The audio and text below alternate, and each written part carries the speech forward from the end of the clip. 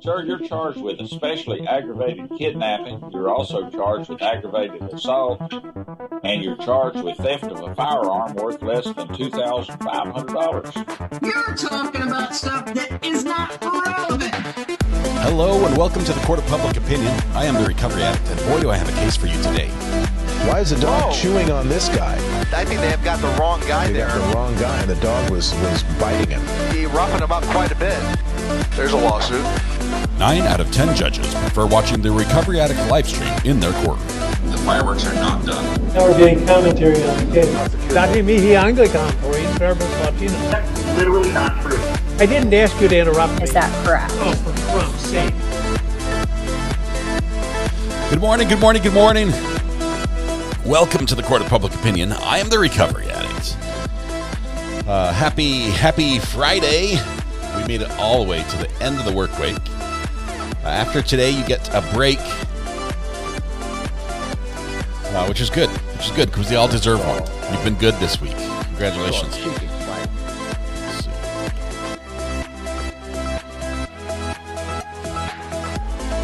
Purple today. All right, welcome. Let's turn that down and this down and figure out where we're at today. All right, there we go. Take that here. We're focused. We're good to go. It's been a rough week. Stephanie, it has been a rough week. Luckily for you, Stephanie, lucky for you and for us as well. I guess everyone except for Marianne R. We don't have the internet. I mean, it's not our responsibility. Marianne R., it's all you all day until we go live again. Marianne R., first in chat today, at least according to my records, which means we're going to punish you for your promptness and sentence you to internet ownership. Everything IP-related worldwide is going to fall heavily on your shoulders today, Marianne R. It's not a small thing, and it's not just a fad. This internet thing, it's around to stay. I know some people thought it was just, it's some craze in the kids these days.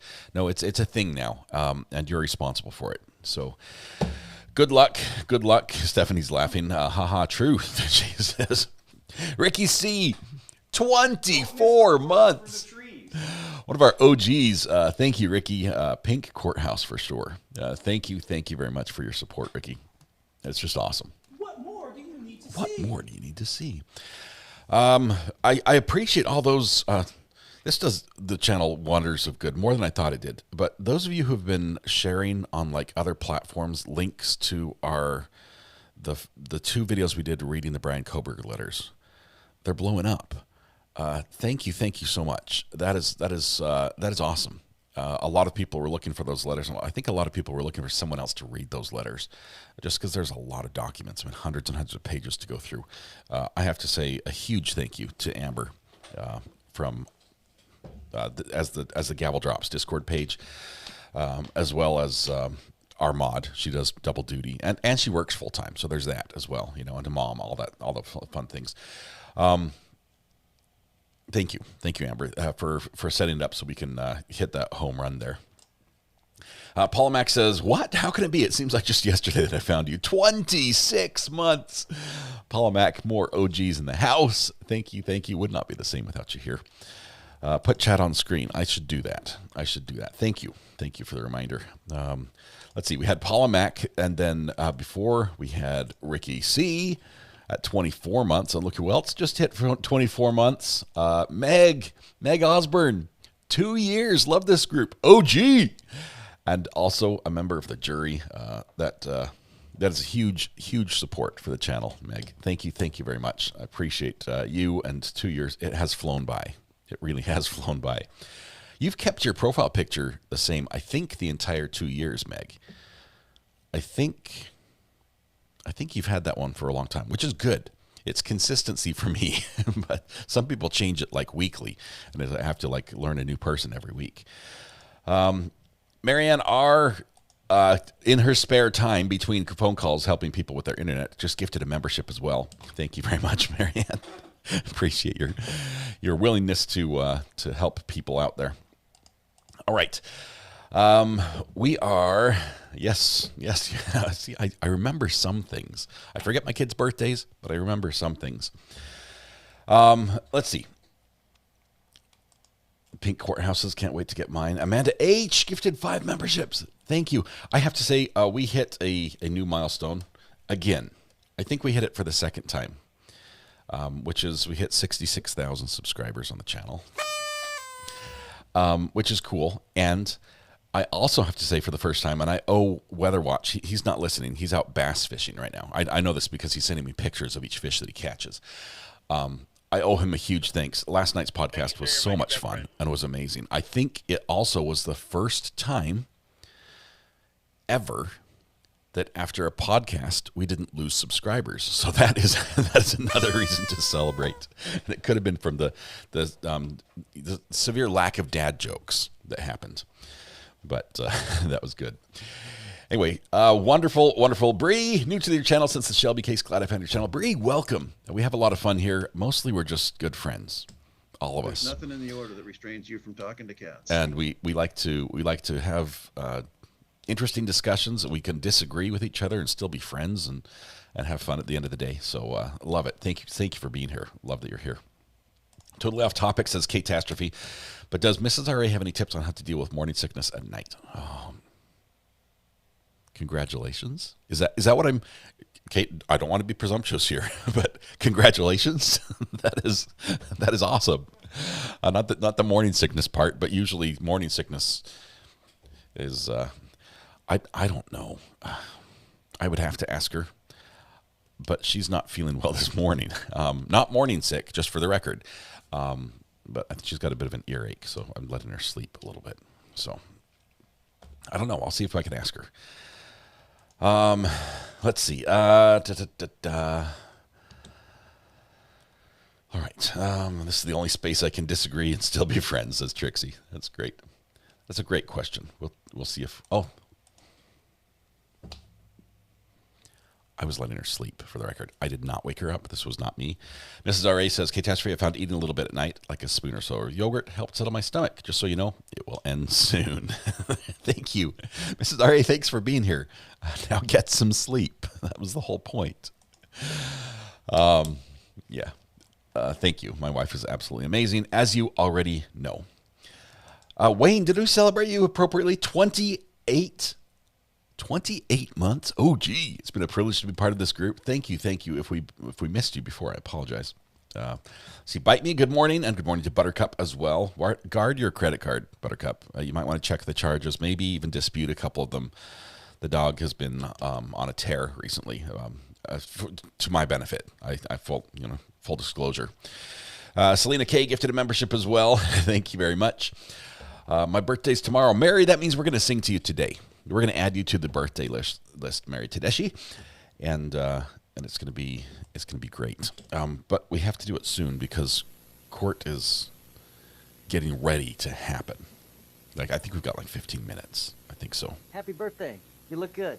Judge Fleischer weighing in early this morning to the birthday people, saying you all look good.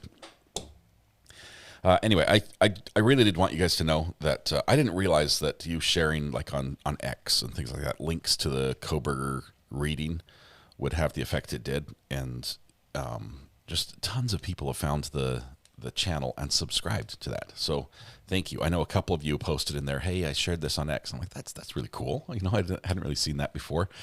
And wow, it's the power is amazing. So thank you for the great work you do. All right. Christina, birthday is Sunday. You have a choice, Christina. We can sing to you today or Monday, or if you're feeling like, you need it, we can sing both days. We can add you on both days. Just let us know one or the other or both. Do we have a mod here other than Mrs. R.A. that is tracking these birthday wishes? Because I have not been writing them down. I'm holding a pen. But I have not used it at all. Because we also have Lauren and Emily, twins, singing to the twins on the 29th birthday. Thank you. Do we have? Yeah. Where's Josh? Josh. Please put up the birthday form. I should probably have like a document that has all these links on it, and be able to post them periodically. The mods have them. Amber's here. Amber has the birthday form. Josh is slacking. Josh works his butt off Josh has never slacked a day in his life.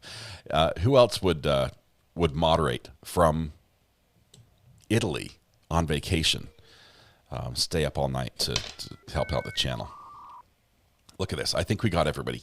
Everyone check this list. If you told us it's your birthday, make sure you're on this list. Casey, Aria, Peyton, Heather, Mary, Lauren, Emily, Christina, and Wogger. Did we get the twins on there? Lauren and Emily. Yep, they're on there. Okay. He's not in Italy now. Josh, I believe, is in like Georgia or some other less favorable state than Italy. I mean, it's not that Georgia's a bad place. I don't like it personally. I on a personal level, I have an issue with Georgia. I'm scared to stop there. I've driven through the state side, top to bottom, but I have never come to a complete stop in Georgia. And for good reason. They scare me. We watched some court cases from there. But anyway, we'll talk about that later. Look, for the birthdays, here we go. I'm not going to argue about semantics here. We are going to sing, and by we, I mean all of us. It's Friday. Put your best heart, your whole heart and soul into this. We're going to sing to Casey, Aria, Peyton, Heather, Mary, Lauren, Emily, Christina, and Wogger. And by we, I mean everybody. So please, wherever you are, stand up, take a deep breath, shoulders back, project your voice to the back of the room, blend your voice with your neighbor. Warm up with me, if you will. La la la la la la la. All right, it's going to be a good one.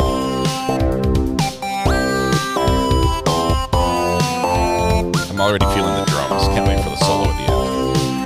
Happy birthday to you. Happy birthday to you. Happy birthday to Casey, Aria, Peyton, Heather, Mary, Lauren, Emily, Christina, and Wogger. Happy birthday to you. 1, 2, 3, 4, 5, 6, 7, 8, 9. New record. 9 people in one verse. Casey, Aria, Peyton, Heather, Mary, Lauren, Emily, Christina, and Wogger. Happy birthday. I realize there are a million places you could have been. There are a million people you could have celebrated with, but you chose to be here with us. The privilege, the pleasure, the honor, the joy is ours. Hopefully we can turn some of that joy back to you, make your day a little more specialer. Begin by helping yourself to free pancakes at Denny's, IHOP Village Inn, Waffle House, McDonald's, Tammy Dunlap's house, Andy's Grill, Bob Evans, and Cracker Barrel. Did I miss one? And French toast at Colleen's house. Plus, there is one benefit going for the French toast. Sourdough French toast. You can watch the horses while you eat. So, matter of fact, you can pretty much watch the horses at Colleen's place anytime because she has a channel where she runs a live stream of the horses. Which is just, some days you just need that, right? You just need to be like, I just need some quiet and just watch some animals living the good life. It's all good. But happy birthday to everyone who's celebrating. That is just amazing. Today, tomorrow, Sunday, whenever it is you're celebrating. Hopefully you celebrate all weekends long. There's a link to the form. I should probably save this. I should be like highlights and saves. No, I'm not going to do. I'll just depend on the mods every single day. Thank you to our amazing mods. They're absolutely incredible. As we reach the end of the birthday song, you have one opportunity to help one more time to make this just the best celebration ever, and that is to participate in the drum solo finish. And it goes something like this.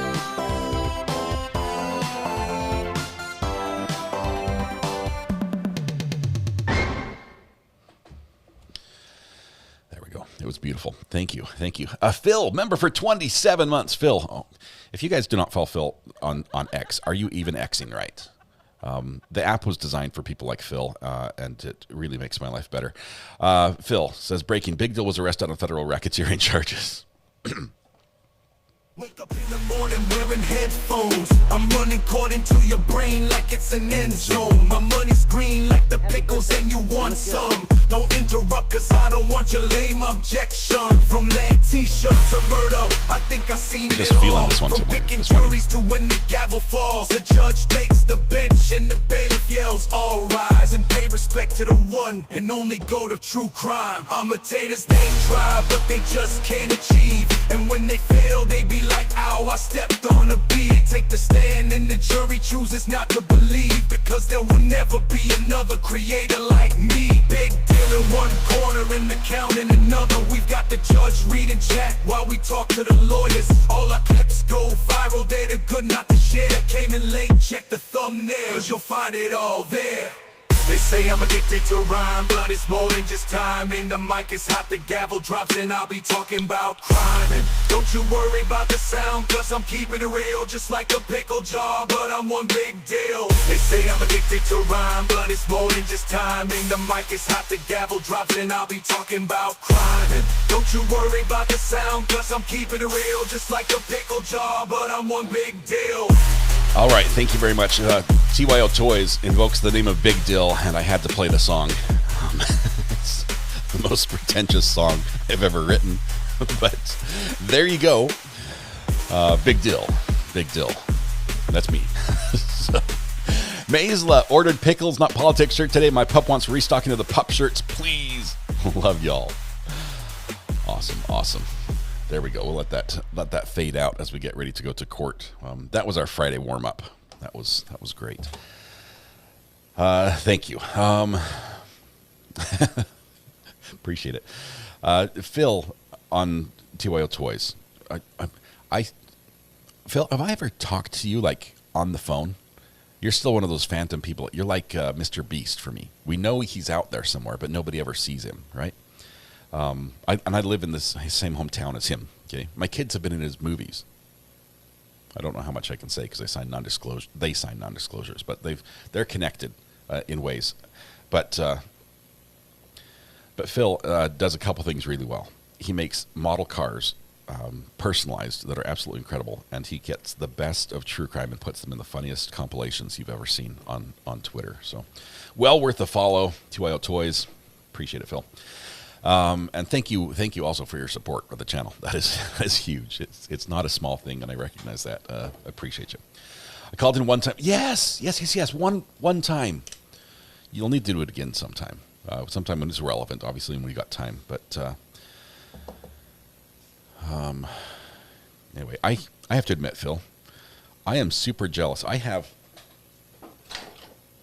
everything within arm's reach of me right now, and I have right here in my grubby little fist the as yet unboxed. It's a green box. You can't see it unless you go to this.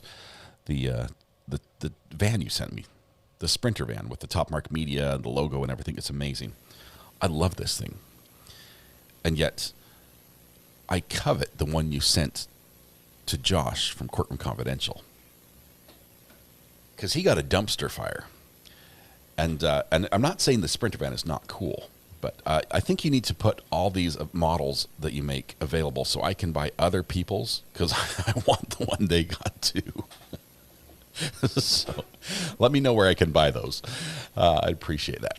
All right. All right. Anything else as we're beginning court? For those that have not been following this case, this is the Shelby Nealy trial, and the judge is just coming in right now. We expect closing arguments today of the sentencing phase, and we've explained the sentencing phase has gone for 2 weeks, right? Which is crazy. Normally, sentencing phase is minutes to hours, and a couple days at the most. But in this particular case, Shelby Nealy pled guilty, and he pled guilty to 3 murders, and the murder penalty. The maximum penalty is the death penalty, and the alternative is life without parole. It has to be one of the two, and the judge cannot make that decision. Death penalty has to be decided by a jury, and so we've got a jury who has not heard the facts of the case because there was no trial because he pled guilty, who now has to hear all the facts of the case to determine if, in fact, that heinous, atrocious, and cruel level was met, along with some other standards, to make him I guess eligible. Yay, you're the winner. Death penalty. That's why we have all this evidence. That's why it's taken so long. That's why we've had a trial after he's pled guilty, which we don't see a lot. So it's been interesting. And this trial, it's been spicy. Here we go. You may be seated.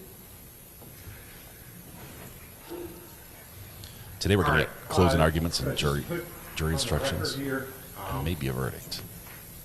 You did do some grammatical improvements, hopefully, on the non-statutory mitigating circumstances. We have to wait for the defendant, right? So let's bring him out. Yeah, he has the right to be here for all procedures which are impactful on his case. At some point, can we test the sound on the... Sure. Okay. Sure. I'm already trying to cut out that top little hiss that we've got. Looks like I was able to successfully do it. That'll save All right, so both parties are going to be using PowerPoint? Or not? Yeah, okay. Oh, good. Why? Why? Do they hate us? Is that why?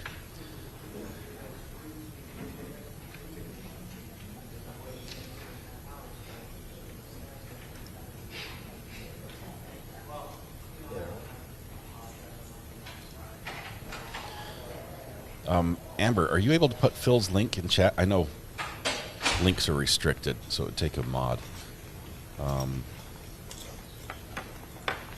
Right. Do you have Phil's link? Yeah, I just want to test it. We'll take it right after. I might be able to get it.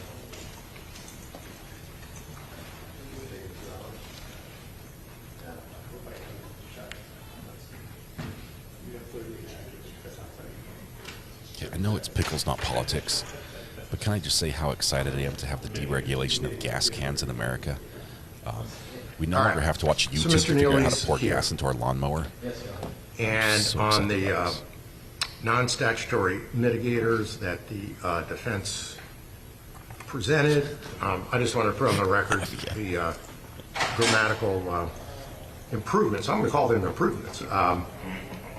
Just so there's no problem with it. On number 5, lesser is spelled here L-E-S-S-O-R, so I think it's L-E-S-S-E-R, right? Yeah, you're not leasing something. Right, okay. And then on number 6, I think we needed a comma after birth, which is the second line there. All right, and on 18, jail is capitalized, so I uncapitalized it. On 23, I uncapitalized certificate and paralegal, and I put an A in there. So it'll be Shelby Nealy got his certificate for a paralegal degree since his arrest. So that's it. Any problems with any of that? All right, and then some of these things had periods at the end and some didn't, so we put periods at the end of them all. All right, so it's consistent.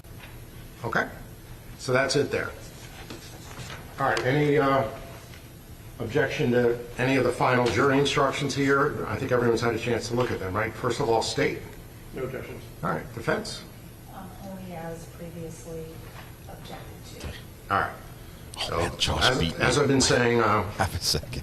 your objections have been more preserved than at any case I've ever been in. So everything is preserved there. They're Okay, well very good. preserved. So how about the Got jars of objections. verdict forms? Any John O'Mara objection? gifted 5 memberships. Thank Defense? you, sir. Same as previous response to the Okay. instructions, so the objections that were previously raised. All right. And then I'm not really going to give a curative instruction because of the circumstances where it's a number of witnesses later, and then I do recognize what the state is saying.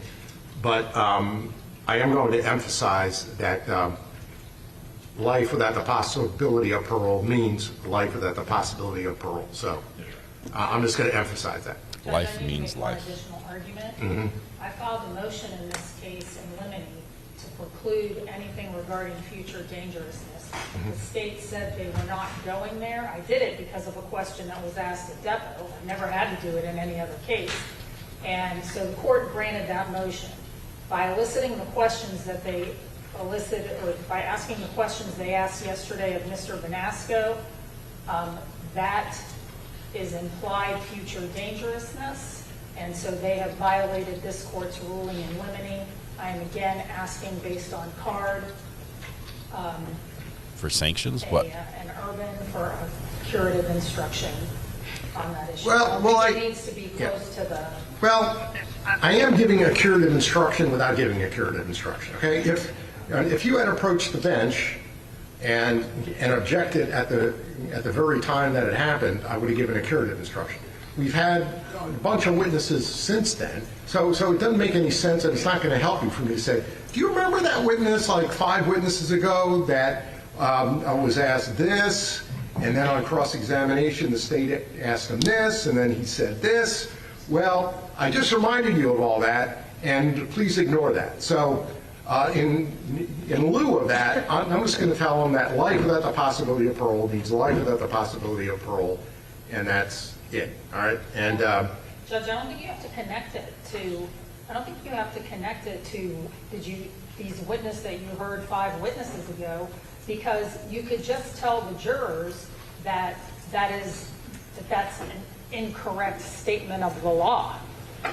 well, except it's correct, okay? But we're not going to tell them it's correct. I mean, they're absolutely right. People get out, okay? Just like it's an incorrect statement of the law as it currently stands, which actually this court pointed out yesterday when it pointed to the several motions that I filed asking for certain things and things about the death penalty, and the court said, well, that's not the state of the law right now, so I'm going to deny your motion, Ms. Shelby. Well, the same thing applies here. The state of the law right now is that it's life without the possibility of parole. Right, and I mentioned that yesterday, and that's why I'm going to tell them. Life without the possibility of parole means life without the possibility of parole. Spicy. Period. All right? So get your hands out of it's your a pockets. curative instruction without calling it a curative instruction. Okay, I'm going to emphasize that. Okay? So that clears that up. Amber, all right. thank you very much. So, 28 months. Great mod. I think the jurors are here and ready, right? Yes, Your Honor. Before Yes. I recommend, there's one bit of business I'd like to take care of. It would be brief. Okay. Last night, as we were kind of going over things, putting things together, realized we still have the Facebook records and images that would have been part of State's Exhibit 262, but were excluded by the court. They depict the defendant sexting between murders. Sexting between murders. And since we realized we have them back, we just wanted to make sure they were according to as retained for the record. Okay. Court exhibit. Yeah. Does this include the photographs? It does. Okay. He's like, I'll make sure not to look at that one. It's just everything. Okay. Okay. So Yes, he said sexting everything else between excluded murders. from Facebook Messenger is court exhibit. I think we might be up to 5 already, right? 4. Francis Okay. Fitzgerald, good morning. Thank you Yes. very much for the super chat. For identification. All right. So I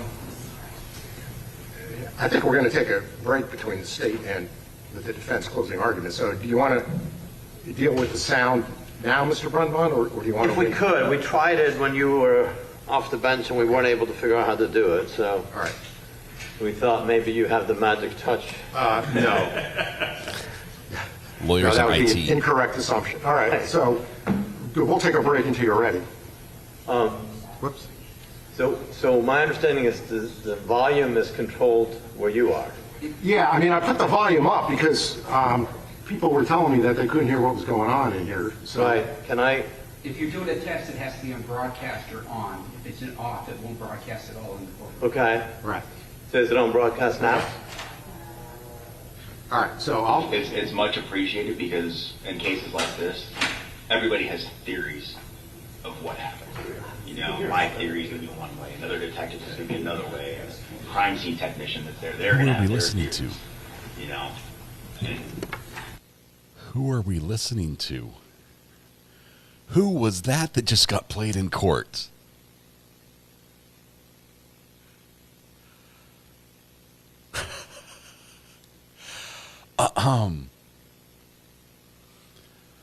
Whose feed just got played in court? I've been there. I know somebody's going to be like, oh, what was that?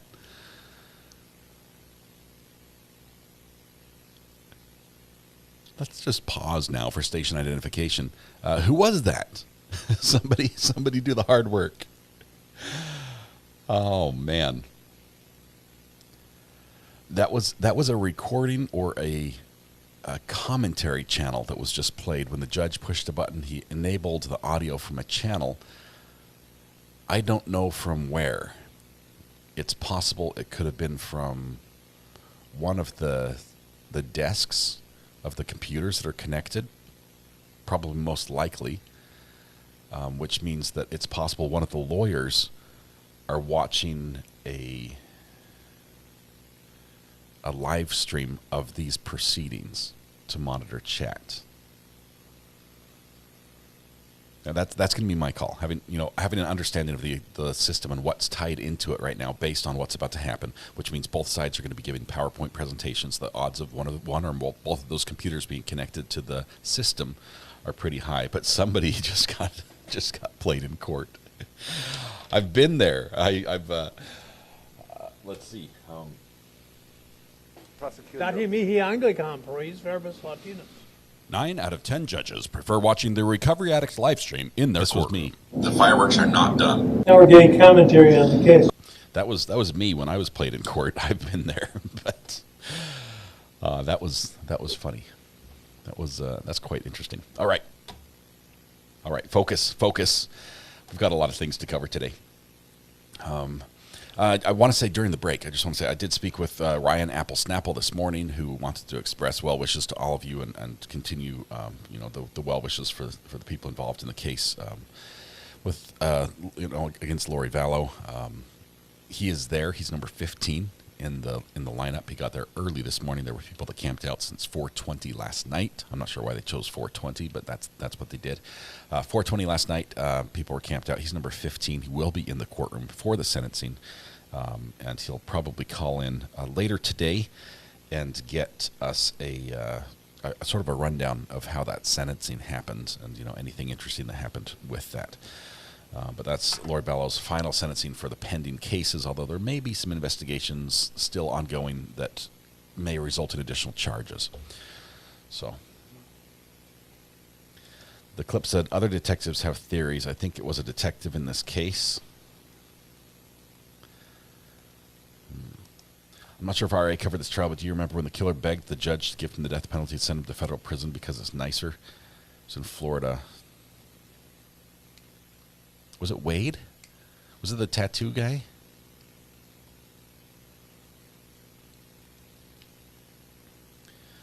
Michael, we depending on what's happening, I think time-wise, it interrupts directly with the closing statements of this case we've been following. I have not followed the Lori Vallow trial on this channel. We followed some of the previous trial that she was in, but this one we have not followed. So. Heard Wade Hayes just died. What's with people dying every day? Yesterday it was Hulk Hogan. Well,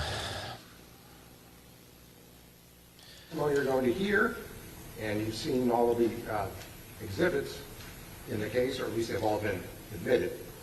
When you do go back into the jury room, you will be able to take with you any and all evidence introduced in the trial. You'll be able to take your notes back with you. You'll be able to take back a written copy of the jury instructions. We'll have a copy for each and every one of you.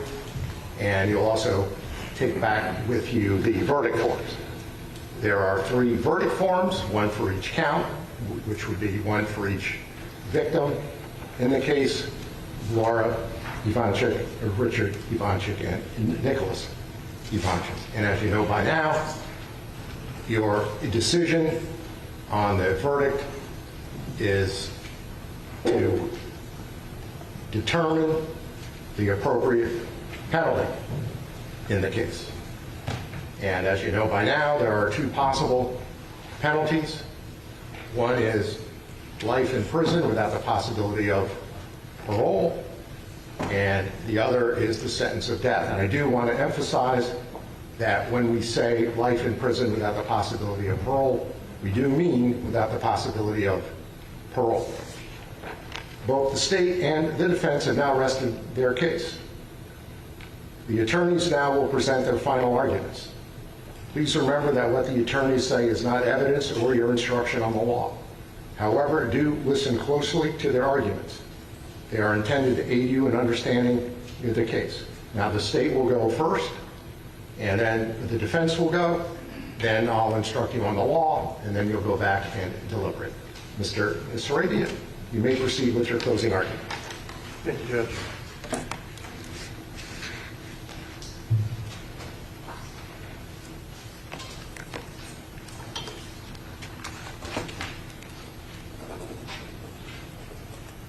Good morning, ladies and gentlemen of the jury. First, I want to thank you all for your time and attention, and I apologize that there's more time and attention than I'm going to take of you today, but there's a lot of things to talk about. And at the beginning of this case, I told you that we're going to prove some aggravators beyond a reasonable doubt. At this point, we've done that. And we're going to show that the aggravators outweigh the mitigators and that this defendant should be sentenced to the ultimate penalty of death.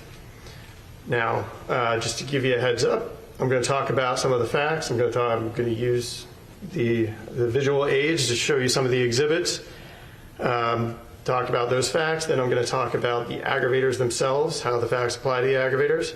Then I'm going to talk about some of the stuff that the defense presented and some of the mitigators that you're going to be instructed on, and then we're going to close this thing out. So first, last couple of days we've been talking a lot about Jamie, a lot about the defendant, but let's go back. I want to review with you kind of the way this thing plays out and in a little bit more detail than I have before. Using all of that fun evidence that we put in, there is a reason for it. So the slides aren't beautiful, but they have the pictures. All these pictures are in evidence, so you can refer to them. And I tried to put exhibit numbers wherever I could. So if you need to refer to them, that's why all that's there. So first, you have State's Exhibit 184. This is just a simple bill that shows the time period the defendant and Jamie were living at Norwood Avenue. And it's a little hard to read up there, but the 10930 Norwood Avenue, bill went to Jamie Ivanchik. I believe the date of the bill is December 19th, and for the period from December to early January.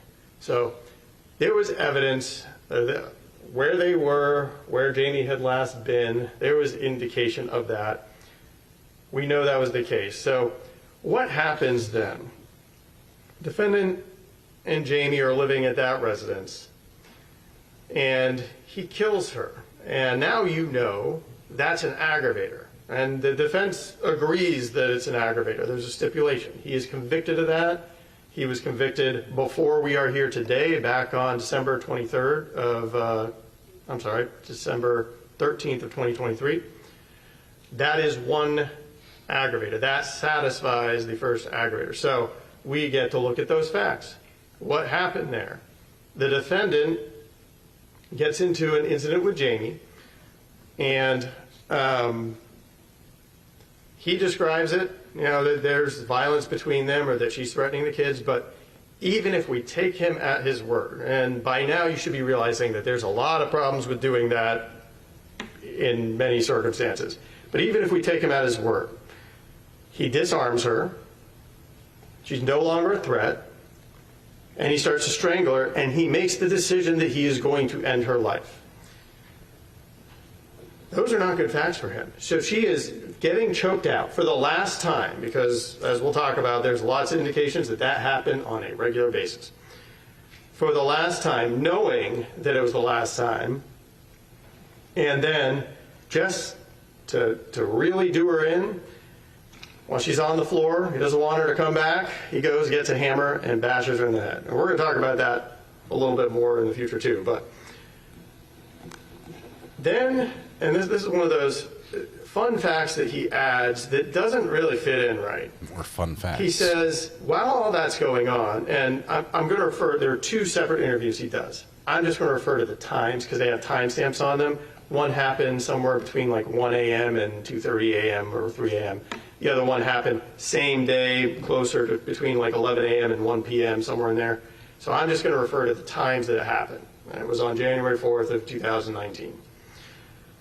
But the defendant says, second interview, 11:18 in the morning, about 18 seconds, he says, there's broken glass just around. Did y'all catch that? There's just broken glass around. That's part of the argument that he left out. Why did he leave that out? Why is there broken glass on the ground? Because he says that he's strangling her, and she grabs broken glass to try and stab him to live, and fails. Why is there broken glass on the ground? Because it was another one of these domestic violence situations that is not the way the defendant wants you to believe. He's the violent one. He's the violent one. And does she always react appropriately? Not necessarily. Does Jamie have problems? Absolutely. But you don't have broken glass just lying around, especially broken glass of a size that you're going to be able to grab and stab somebody with. So that's one of those fun facts. Also, after he kills Jamie, this was another fun fact that's very telling about the defendant that we'll talk about as we keep going. The defendant he's killed Jamie. He has buried her. He wants to leave town and hide from the fact that he's done that. And what does he do? He calls Laura and Richard up to get money from them so he can do it. Like the gall and audacity of that. And sure enough, they, being the very helpful people that they are, and records indicate, have always been supportive and trying to help Jamie, help the defendant. They do it. They give him $1,000, which he uses to flee so that he can later come back and kill them all. But that's where our facts kind of start here. From there, you have States 206. So this is another document, which, by the way, these are all documents that were just floating around in the defendant's trunk. So the guy who is keeping an immaculate prison cell, you can see the car, the Kia he was driving. There was nothing immaculate about that. You can see all the McDonald's trash. Like, that was clearly post Laura.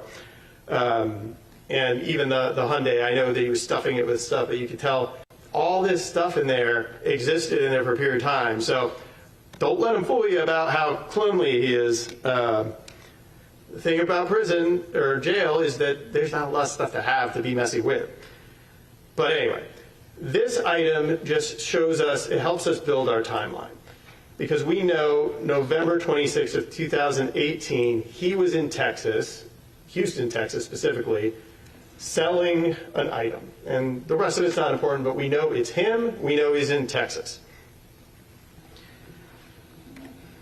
And then we have the next thing that comes up in our timeline, and keep in mind that the timestamps on these are in UTC, so I'm going to convert them for you. So December 1st, 2018, at 7:27 p.m., the defendant tells Damian Cunningham, "Hey, homie, I'm moving back up to Ohio in mid-December. You already know we're going to link up." So what does this tell us? There is already a plan afoot. He is going to end up back in Ohio. Texas is already over for him. But it's the first. He's going to be in Ohio not soon, not next week, not in a couple days, in mid-December. Why? Because he knows where he's got to go in between. So, can we approach? You may. That is a rare objection in closing arguments.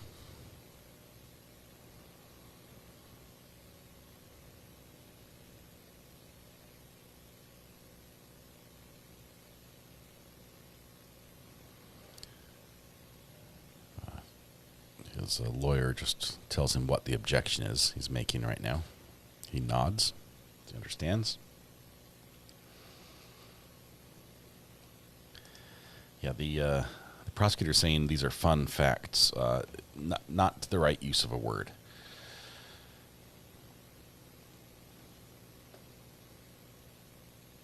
There will only be two presentations here, the prosecution and then defense, no rebuttal. And then we'll go to jury instructions and then deliberation. And the judges told us these usually go really fast. So we can possibly expect a verdict today. Hard facts would be better. Interesting facts. Important facts. Let's just say important facts.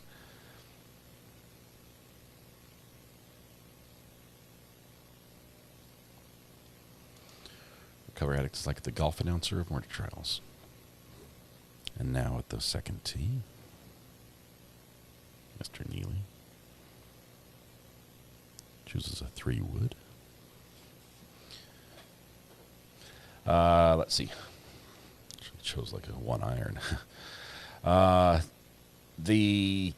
Why no rebuttal? It's just because it's sentencing. It's not. They just handle it a little differently. Some states don't have rebuttal at all.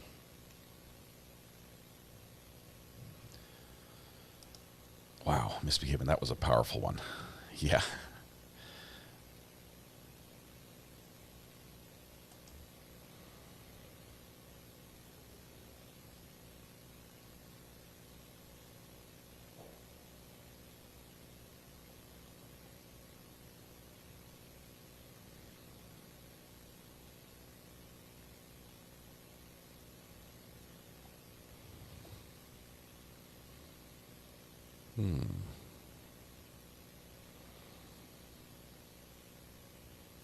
Defense seems sort of keen on what they're saying.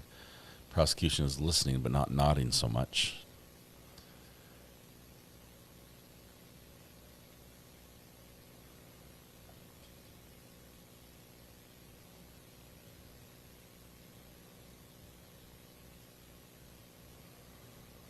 Little shrug from the prosecutor who's doing the presentation.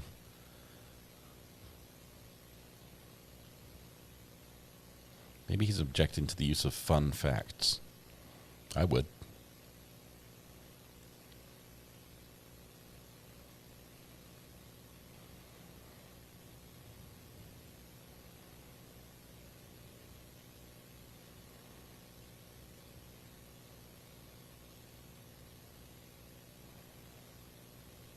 Everyone's watching intently.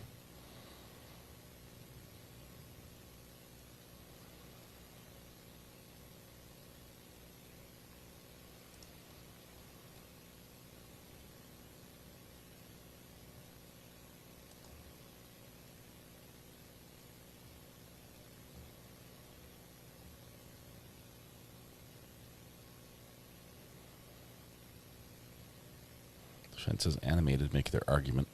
Judge smirks in response. A little bit of an eye roll. Eyebrows up.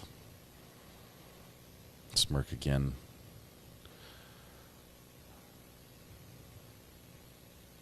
A little bit of a head shake from the judge. I don't think he's buying what the defense is selling here.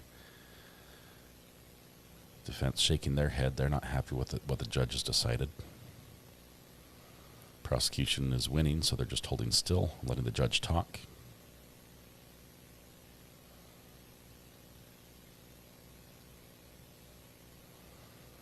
Looks like the judge is giving the defense a little something, but not all that they want. Just trying to read the body language here. Some shrugs and some... Now prosecution nods. They agree. They look to defense, see if there's agreement there.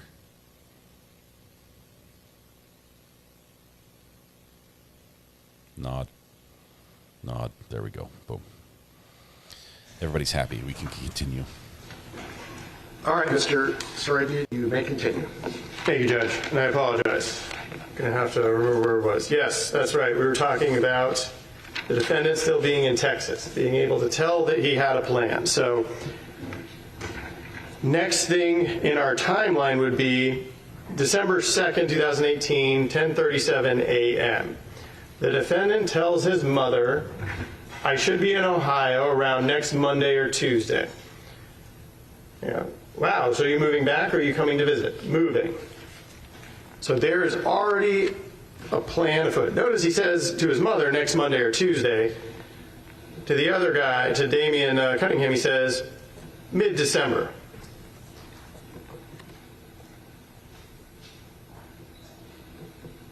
What's your plan when you get here?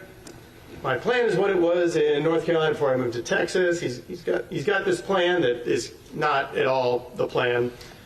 Build an igloo and call it a day? By now you should know the defendant lies a lot. Even his parents were, that was a problem. I have Still, 7 sitters lined up in apparently Ohio. this problem at this point. So, good conversation. There we go. He's going back to Ohio. So December 2nd, later that same day, so this is about 2 hours later, at 12:34 p.m., there's a receipt from a Walmart in, I think it's Spring, Texas. And really the only important thing there is it's in Texas. The defendant is still in Texas on the 2nd. Popcorn, we know shrimp, that he is still there. Chicken. So. Sugar candy, those are for the kids. Also, this period of time, we see, this is the 6th actually, at 10:23 p.m., the defendant is planning to come home. Home is Ohio. Summer Colt lives in Ohio. He's saying next week. Now, if you mind the 6th, next week would be the week that he's killing everybody. And I submit to you, ladies and gentlemen, he is already in Tarpon Springs with the Ivantics at this point. Because we see, well, this would actually be the next day, but it's the 7th. At 2:02 p.m., the defendant is sending pictures of his kids from the crime scene. This is the living room. That, I submit to you, is Rich Ivanchik right there on the far right of that photograph, sitting in the armchair. And I want to say there's actually 3 of these photographs. I only put up 1. They're all sent about at the same time. But we can see exactly where this is. So that's the couch. You can see the floor. Obviously the rugs and things are gone, and he's trashed the place in the interim. But you can see the outlet there on the back. You can see the corner there that would lead to the hallway. So we know where they are. We know when they are there. We know that he is there in 1954 Juanita Way by the afternoon of the 7th, and probably the day before. So why is that interesting? That means that he was planning to kill these people since at least that point. And it looks like it was way back, at least on the 1st. But we know, so then he is there for a week with the intention of killing all 3 of these people, which will go to one of our aggravators. So then we move on. We see on the 11th, at 3:54 p.m., the defendant sending a Facebook message to his buddy that he is buying his new car. Oh, wait, I'm not the wrong one. That's right, we'll get there. He's asking, is he in Ohio? No, I got snowed in. Hold on, wait a second. When was the last time it snowed in Tarpon Springs? It hasn't. He's lying. Why is he lying? He doesn't want people to know where he is, because he knows what he's going to be doing there. I got snowed in is a lie. That sucks. Goes on to say, you alive? Yeah, again, so this is the 11th. 11th at 3:54. Yeah, I'm just in waiting. My friend's buying me a new car for Christmas come Friday. Friday is the 14th. His friend is buying him a new car. He is already seeding the plan of, I'm going to have a new car. Whose car is he going to have? He's got designs on Laura's 2013 Kia already. This is planning. This is intent. This is what he was there to do. While he's hanging out with them, smiling, eating their food, sleeping in their bed, enjoying their hospitality, he's telling his friend about how he's going to be buying a new car on Friday. So then he goes on to say, and then the next message is actually at 10:53 a.m. on the 12th. I haven't been in much contact. I've been busy in North Carolina. He's not in North Carolina. We know he's in Florida. I'm still waiting out a blizzard in West Virginia. So I can't even tell if he's claiming to be in West Virginia or North Carolina here. But and his daughter has the flu, and now there's more about the car. But like I said, I'm getting a new whip car come Friday. He gets a discount because he's a federal agent. You can see it's a continuation of my friend's buying me a car. Noah Mather had said, oh man, that's an awesome friend, because that's kind of unbelievable. But anyway, you can see the intent. He's going to have that car. That's where his head's at. So then we get to, this one's a little smaller, he's talking to his mother. This is 3:01 p.m., or starts at 3:01 p.m. on the 12th.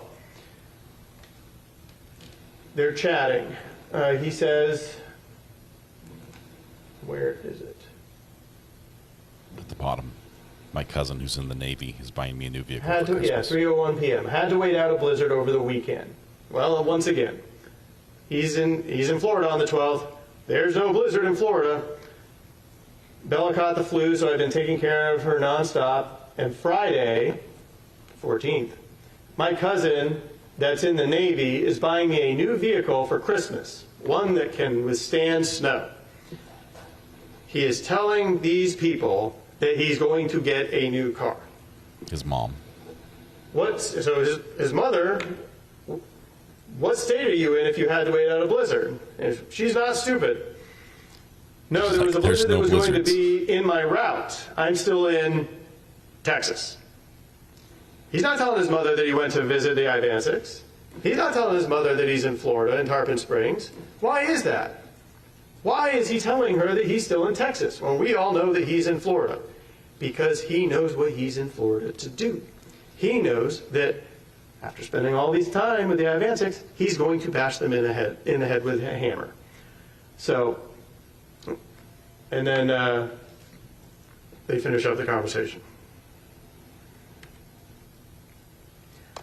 So just to reiterate, we see on the 14th at 10:12 a.m., he's having a conversation with Summer Colt. He sends this photograph, which is in our crime scene. You can see the same blanket. She is on that bed there. Obviously, there's no, the comforter is down.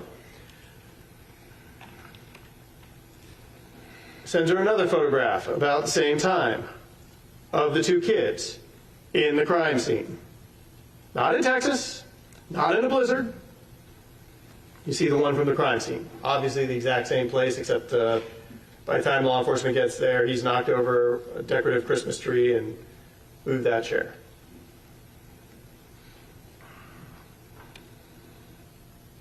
And here's another one.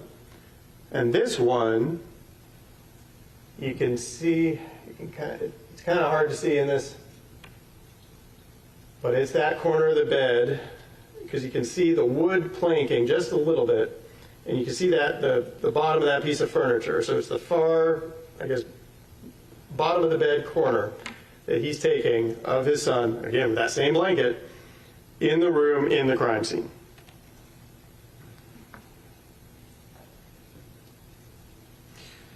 So on the 14th, 10:32 a.m., 14th is probably the day that he kills the first two. He says, they're chatting. LOL, I'm sorry, I was up all night finishing the packing. I need a nap. Finishing the packing. Why? Why is he saying that? Because he's intending to finish what he came there to do and leave. All of this is showing where his head is at. He's putting off these people, telling them a story, so that they don't suspect, when he does show up in Ohio, having killed 3 people, where he's been and what he's been doing. All right, so these are all CVS receipts. They're all within about half an hour of each other. I think the one on the far left was found in the house in one of those garbage bags. The two other ones were found in the Hyundai, probably came out of Laura's purse.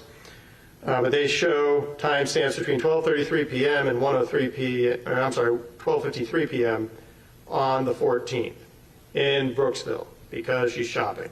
And you heard Detective Anderson tell you that some video surveillance was recovered of Laura. And he's paying cash for everything. And we can trace her visit. This, again, I believe this was this came out of the Hyundai as well. One of the things that the defendant bagged up when he bagged up Laura's purse unceremoniously. You could see that she was at Chase Bank. at 1:03 p.m., which on Mariner Boulevard, which again, Hernando County, not far from the CVS. We heard from Detective Anderson. I don't have a receipt to show you, but at 1:16 p.m. she was at Murphy's Market on Mariner Boulevard. She was at Cracker Barrel at 2:27 p.m. in Spring Hill. So you see, it's a shopping trip. And then the last place we know she's alive, Walgreens in Port Richey, which would be on the way back at 3:45 p.m. And again, Detective Anderson, and the one is just a magnification of the other.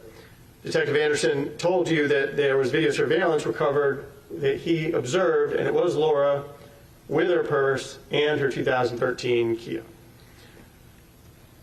So what is the defendant doing then?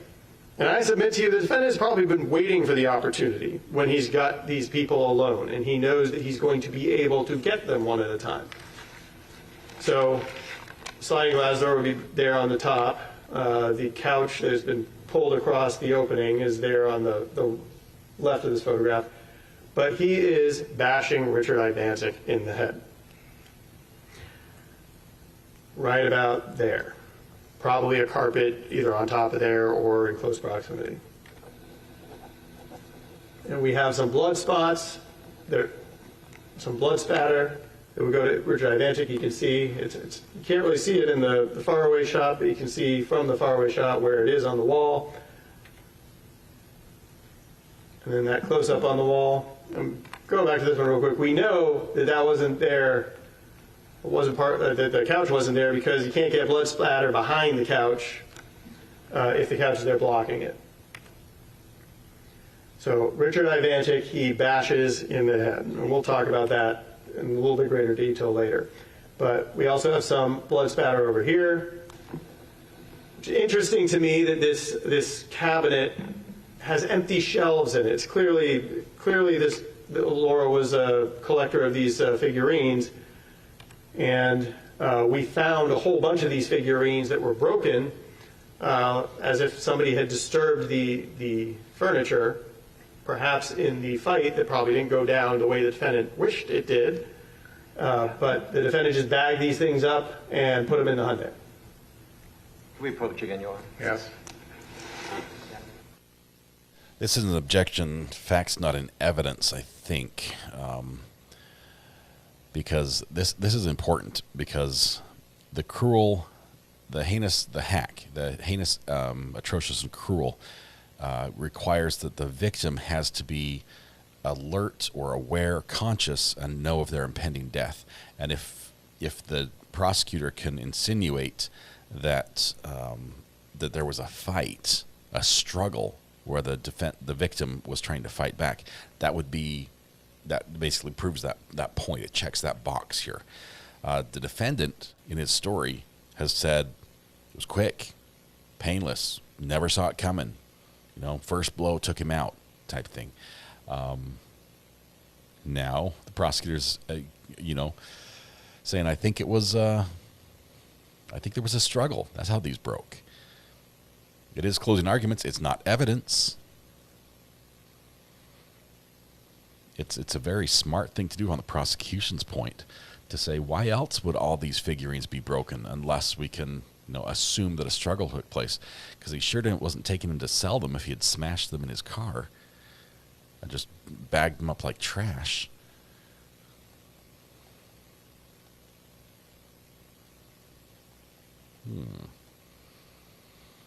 But yeah, they're clearly objecting about telling the story that there was a struggle.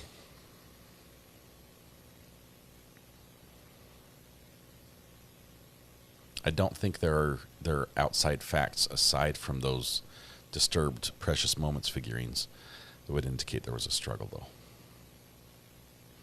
They didn't go to the effort of recreating the actions of the crime based on blood splatter and directionality and and things like that, like what we saw in, say, Zachary Anderson had some of that, I think. Thank you, Judge. So Laura gets home. Laura gets home and she goes around that corner is right in that doorway into the kitchen. And we see blood spatter here, which is consistent with that. And the defendant, so note, the defendant says he kills Richard at 1, he kills Laura at 2. Well, if it happened on the 15th, if we're missing a shopping trip, maybe. But I submit to you the evidence doesn't support that. The evidence supports that this was the 14th. And the defendant wasn't great on dates anyway. We know that different times in the confession he says, I left on the 22nd, and other times he says left on the 23rd. I don't know that he was exactly keeping up with the calendar days. But what we do know is once he killed Richard, we know that Laura was on that shopping trip for hours. It takes some time to get up to Hernando. She was clearly shopping in Hernando. It takes some time to get back. He is sitting there lying in wait to kill Laura. Like the plan is activated. If there was any hesitance on his part, once he swung the hammer the first time at Richard, it was gone. So now he is just sitting there waiting.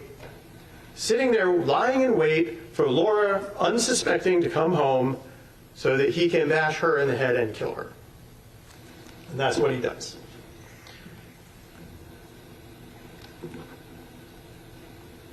That's that portion of the wall right there.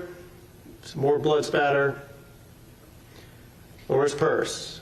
And if you're not looking at it close, it can almost look like a shadow, but right there on the bottom on the handle, you can see blood. And we get the purse from the Hyundai. Why? Because the defendant spent a decent amount of time kind of cleaning stuff up, put Laura's belongings, and you can tell the purse is kind of empty. He went through it. We have her ID in the trash bag in the kitchen still.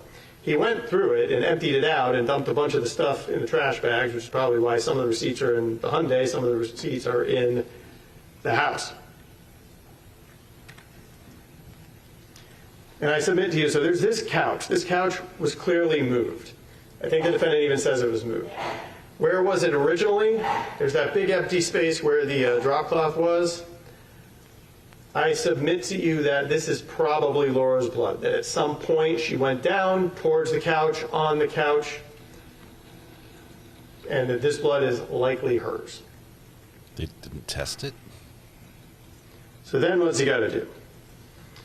Then he drags Laura's body down the hallway, wrapped up in the carpet. He drags Richard's body down the hallway, wrapped up in the carpet. Takes time, takes energy, takes effort. So what he was planning to do all along was to hide his crime. And what's got to be on his mind now? Nick. Nick is on his mind. He knows Nick is coming. He knows Nick will be home. He is specifically moving them because remember, his plan is to bury the bodies in the front yard, to dig a hole and bury them. If he's not expecting Nick, he doesn't need to move them. But he knows Nick's coming. And Richard was in one spot, Laura's in another. It's going to be hard for Nick to miss. So again, planning, calculation, thought behind it. Mops the floor of the blood. He told us that. And I mean, you could tell from the mop that it had been used, but mops the floor in between. Again, effort. How did Nick not suspect anything? So then what do we got? 4:22 p.m. on the 14th, defendant tells Summer Colt, I meant I'll hold you, LOL, my bad, Daddy's tired. Why are you so sleepy? Daddy works out, honey, plus car shopping was today. Car shopping was today. And the kids were little rascals. Now, you can see that that's over a period of time. The first message there is 4:22, but he's continuing to, the next message is actually at 5:19. Car shopping was today. That's while I submit to you, Richard and Laura are lying there dead in the residence and before Nick returns.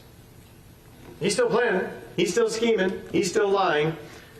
And he's tired because he's been swinging the hammer an awful lot. Dragging bodies. Mopping. So Nick First hard gets day home. of work in his life. Now, does Nick get home the evening of the 14th? Does he get home sometime on the 15th? We really can't say. We know that there's a pizza box on December 14th at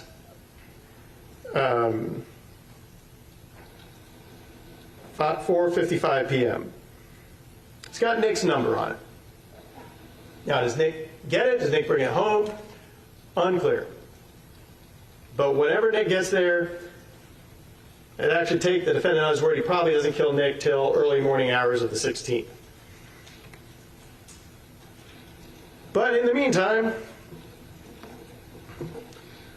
5:19 p.m. on the 14th, he's telling Summer Colt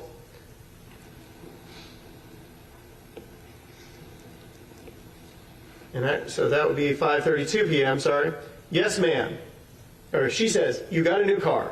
Yes, ma'am. It was time for the other one to go. I traded it in for a 2013 Kia. There it is. SUV thing. More room, better vehicle. I'll still get good mileage too. So I submit to you they're dead. He's now acquired the 2013 Kia, and his mind is his. He swung the hammer for it. And really, I'm not sure which is worse. If this was the day before, if he actually didn't kill them until the 15th, but he's already telling her that he got the vehicle, and we all know what he's going to do. But no, I submit to you at this point, he has killed Richard and Laura. And he has now ascended to ownership, in his mind, of the Kia vehicle. It'll be great for winter.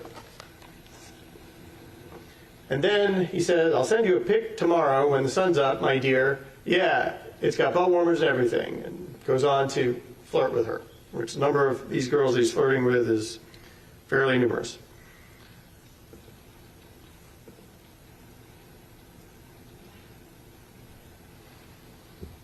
During that conversation, so would be 6:23 p.m., he's sending pictures and more flirting with Summer Colt from the crime scene. So we know he's there. I work out. You can see the bathroom, in particular in that photograph, the easiest thing to identify that what didn't move is that heater. You can see the same sink, and you can see the towel rack in the reflection there. That's where he is. His mind's on trying to hit on girls while there's two dead bodies in the house, and while Nick is either there waiting for his death or he's waiting for Nick to come back to kill him. There are 3 more 1-star reviews on his book on Amazon. It's now a 2-star book. So 15th this will coordinate to about 1 a.m. This girl, Marissa, contacts him. Looks like out of the blue. Hey, long time no talk. How have you been? I've been doing okay. I'm actually in the middle of packing for Ohio. Why is he packing for Ohio? Because he's killed the people. That's what he was there to do. Now he's in the process. He's going to be coming back. Can we approach you in it? Okay. Shelby's book has climbed the ranks of the book bestsellers. It's all the way up to 126,217, which means it probably sold at least 2 copies in the last 24 hours. It's moving up. It's working. People are buying it just out of curiosity, but the people who buy it and read it are leaving 1-star reviews, including such great things such as 74% say 1 star. Clearly has a lot of time on his hands. Definitely not worth your time or money. Terrible book. Titled POS. Next one, don't bother. Next one, yuck. So glowing reviews from the critics, as you can see. But I would wait till either a library accidentally buys a copy and has it for sale new in the shrink wrap because no one ever checks it out, or possibly, waste your free monthly book on Kindle if you're really curious.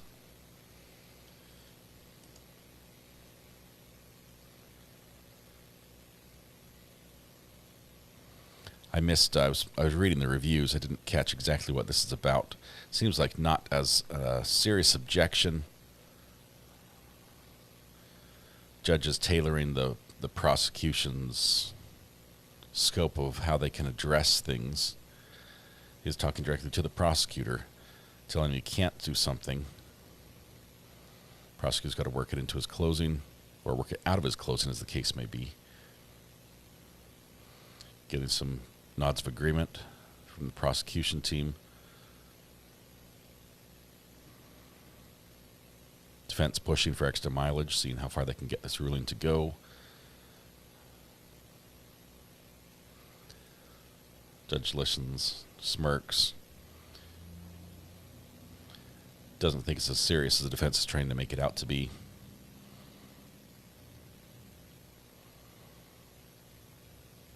Defense still pushing, thinking there's a chance here. Judge makes his compromise ruling, thinking he's sound. It's gone far enough.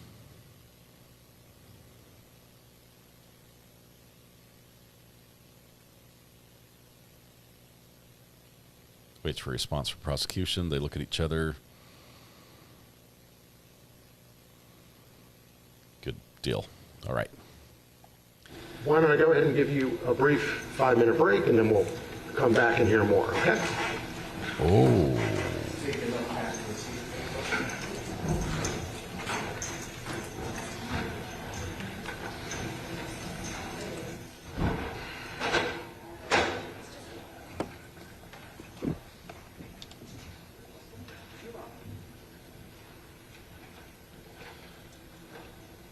Just listening back to what happened a minute ago. Why is he back in Borough High? Because he's killed the people. That's what he was there to do. Now he's in the process. He's going to be coming back. We approach you in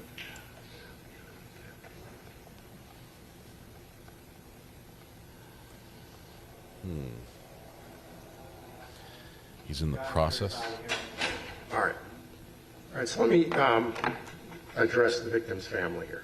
I understand why they're very frustrated, and it's because of the law, quite frankly.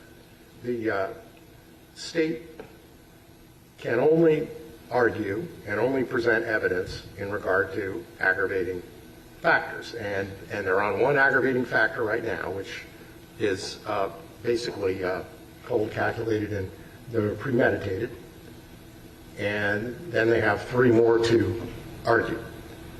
The defense, on the other hand, basically can say anything, because almost anything except for public policy arguments can be mitigating circumstances. So I can understand how it can be very frustrating for the family, because they can hardly say anything. They have given victim impact statements, and that's within the parameters of Payne versus Tennessee and all of the subsequent case law and the statute. And I know they're frustrated because the defense can basically say whatever they want, and they really can't say a whole lot, and the state really can't present anything more than aggravating factors or rebut. They appear frustrated with circumstances. The jury can settle. So I understand their frustration. However, there will be a point, regardless of the verdicts, where they're going to be able to speak, and that's not yet, but it's going to happen. I'll allow them to speak. Now, the worst thing that can happen here is if we wait for this thing to go to trial for 6 years, which is a long time, and COVID was a part of that. Quite frankly, the Public Defender's Office had this case for a long time, and they sat on it and did nothing, and they refused to take any depositions because we weren't allowed to take depositions in person. They refused to take depositions by Zoom. Zoom was brand new. Nobody knew what it was. The public defender at the time refused to do any depositions by Zoom, and then, of course, eventually we got used to it, and now we're doing a whole lot of things by Zoom. But the worst thing that can happen is to wait around 6 years for this to finally happen. And have a mistrial. And then what if it does come back death and things are happening by the victim's family in court, which mandates that the case gets reversed and we're doing it again?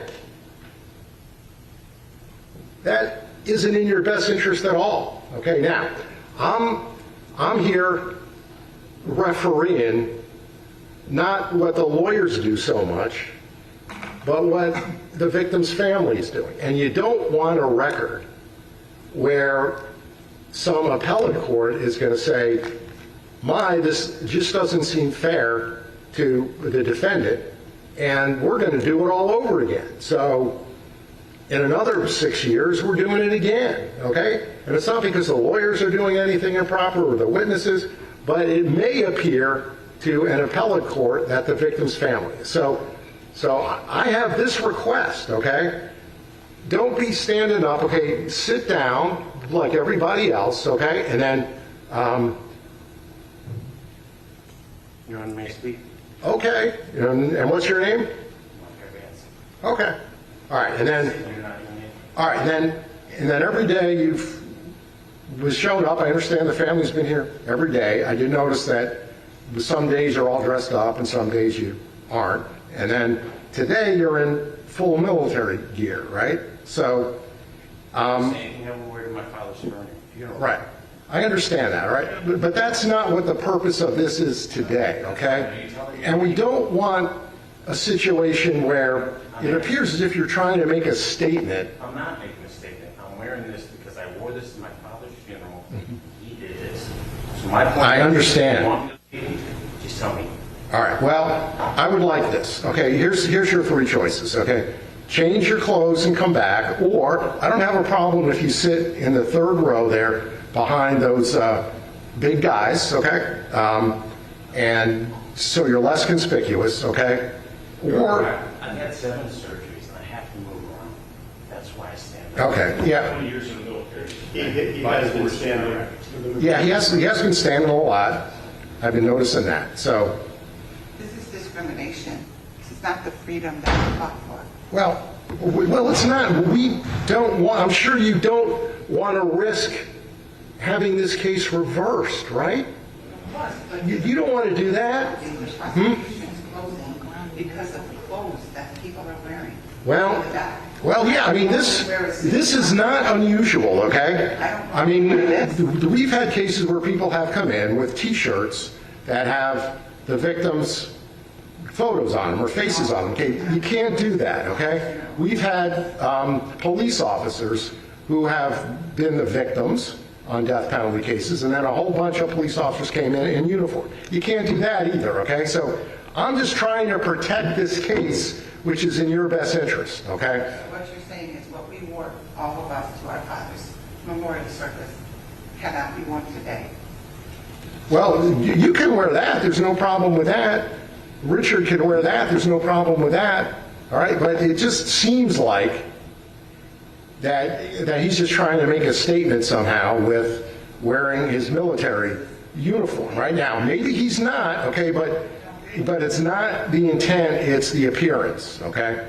So that's why if he wants to change, that's fine. If he wants to sit in the third row, that's fine. If he wants to leave and watch it on streaming or whatever, that's fine too. But let's not risk the whole case. I mean, people have put in way too much work on this thing, right? And you've gone through enough grief on this whole thing where you don't want to have to do it again, right? Because of something like that.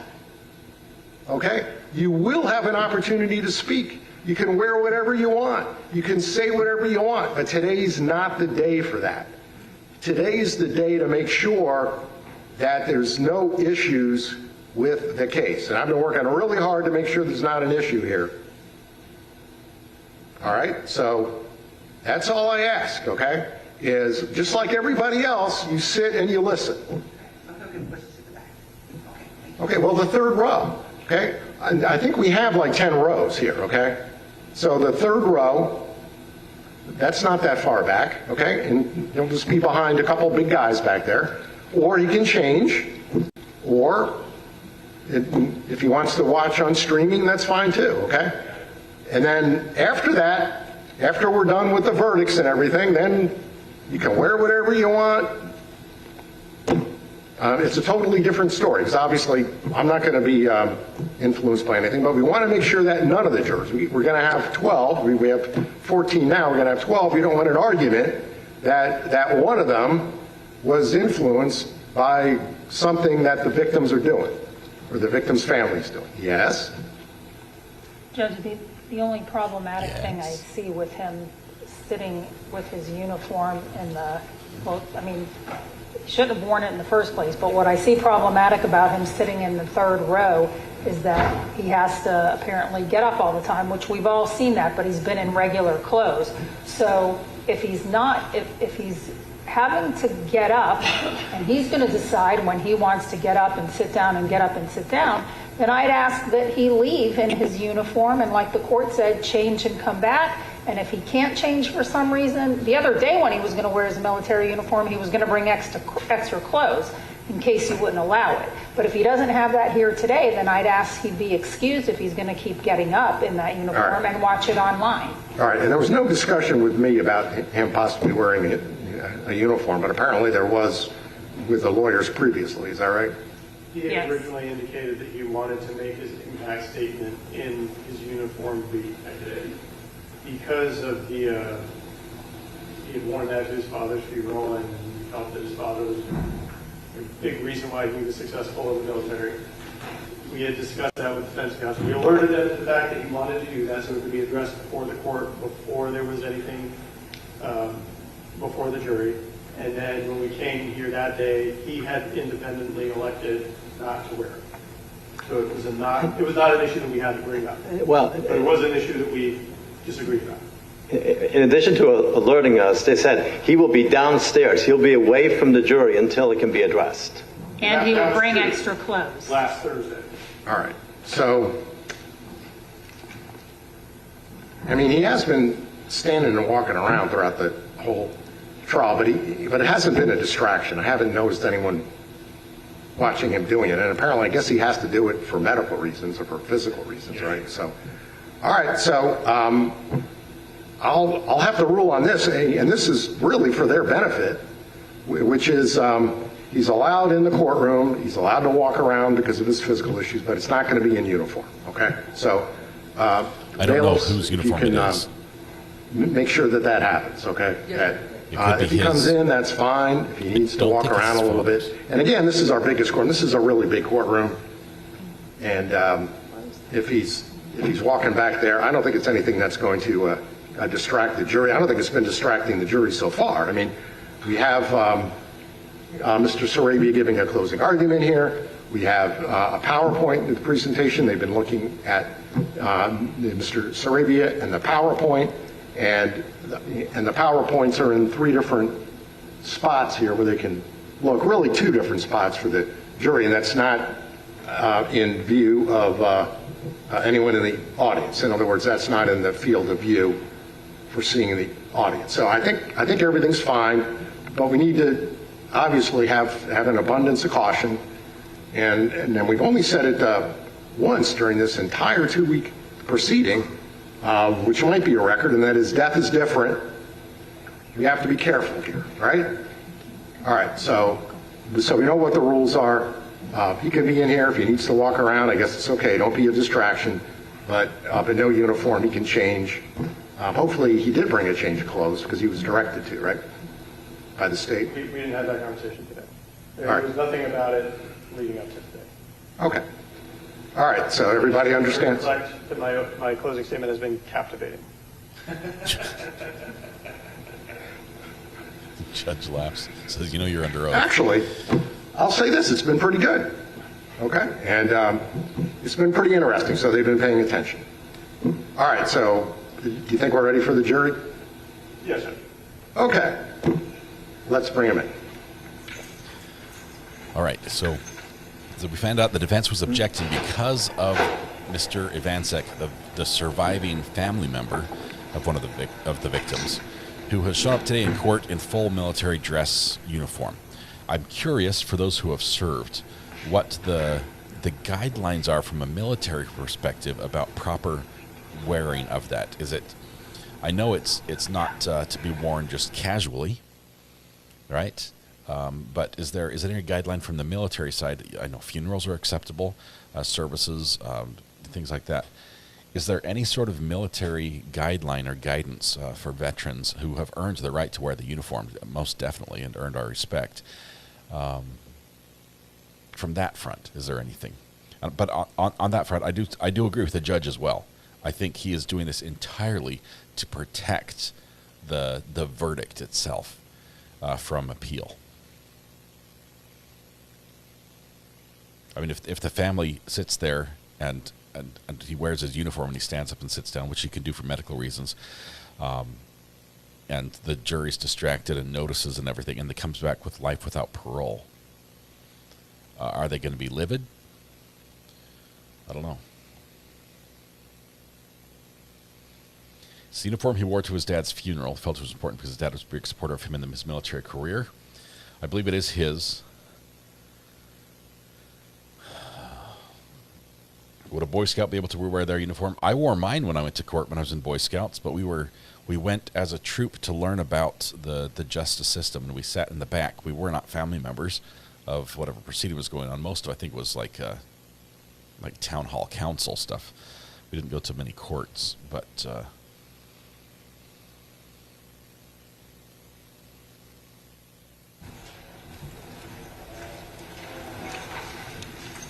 you have to agree to any official function as long as you aren't what you're wearing.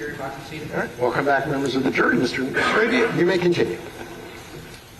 Did the Sorry family about that, always... ladies and gentlemen. Apparently, I am so long-winded that people need a bathroom break. So that'll probably happen again. But we were talking. Liar? So we are talking about the 15th. We were at 1 a.m., which would be in between him killing Nick. Killing Richard and Laura, and when he kills Nick, he's still just interacting with people, everything's great, middle of packing for Ohio. So then we get to the top message there, comes in about 9:47 a.m. on the 15th. And what's interesting about that message is Bella's finally over being sick, so we can leave for Ohio this weekend.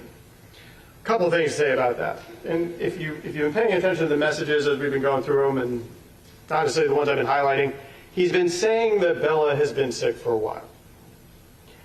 What's interesting about that is the Walgreens receipt appears to be for children's medicine. And wouldn't it be just like this defendant when Laura's already been at CVS? CVS and Walgreens are almost interchangeable. To call her on her way back, make sure where she is, and ask her to pick up some children's medicine for his kid, so to delay her a little bit because he's lying in wait to kill her. But anyway, he's leaving for Ohio this weekend. Keep in mind, so the 15th would have been a Saturday, so he may be planning that his business will be done shortly. Domino's Pizza, the evening of the 15th, just before 7 p.m. Again, we have Nick's number on there. The defendant said that they got Domino's, they had a good time. I submit to you maybe they got Domino's twice, or they're hanging out for a long period of time. And if they're smoking marijuana, eating edibles, whatever they're doing, watching TV, that could have been a one last rousing celebration. But we know that there's Domino's on the 15th, which is also, you'll notice the pattern is, once the defendant starts killing, and Richard and Laura aren't there to provide meals and make meals, now we're starting to see pizza and McDonald's, and the occasional Dunkin' Donuts. But pizza and McDonald's from this point forward. So he kills Nick. This couch wouldn't have been here. This couch would have been where the darker brown couch is. You see all that blood spatter. You see all the blood this defendant came out during this defendant's attack on his buddy. So yeah, I submit to you that couch was here, in this room, right where that brown couch is, because we see blood spatter up there, painted over, blood spatter over there, and I decided not to worry with all the blood spatter pictures again, but there was blood spatter all over this area. And even in other areas of the room, which again, we'll talk about that in a few minutes. So,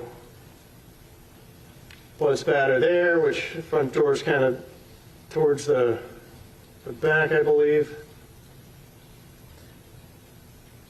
Blood there. All that would have been from Nick. So now everybody's dead. Now what do we see the defendant doing? On the 16th, 1:45 p.m. Now he's shopping. We get the receipt from the 2013 Kia when they catch up to it in Ohio, and we have him shopping with his two kids. What's he getting? He's getting the air fresheners. You see those three white things at the very edge of the conveyor belt. If you watch it, the video, you can tell a little bit better. But you see 1, 2 from the counter in the bathroom, and 1 on the counter in Nick's room. Why? For the smell. Because it smells. And the shirt he's wearing ends up in the laundry. Not quite yet, but it ends up in the laundry. Washed. He leaves it there, and it is recovered. So then, 1:52 p.m. on the 16th. It's the middle message. Hey, babe, a lot happened. I'm going to give you a call later. I'm still coming to Ohio, don't worry. Yeah, a lot happened. He killed 3 people. When will you be here? We'll see the rest of that conversation in a few minutes. He goes to McDonald's. This is actually 2:03 p.m. What branch of service was he in? McDonald's is right there. Does anyone know? In Tarpon Springs. Later that evening, 6:11 p.m., he says, Summer Colt, she's upset that he hasn't been answering. You need to get a better answer. He says, I'm sorry. I'm sorry, babe. I've been busy all day.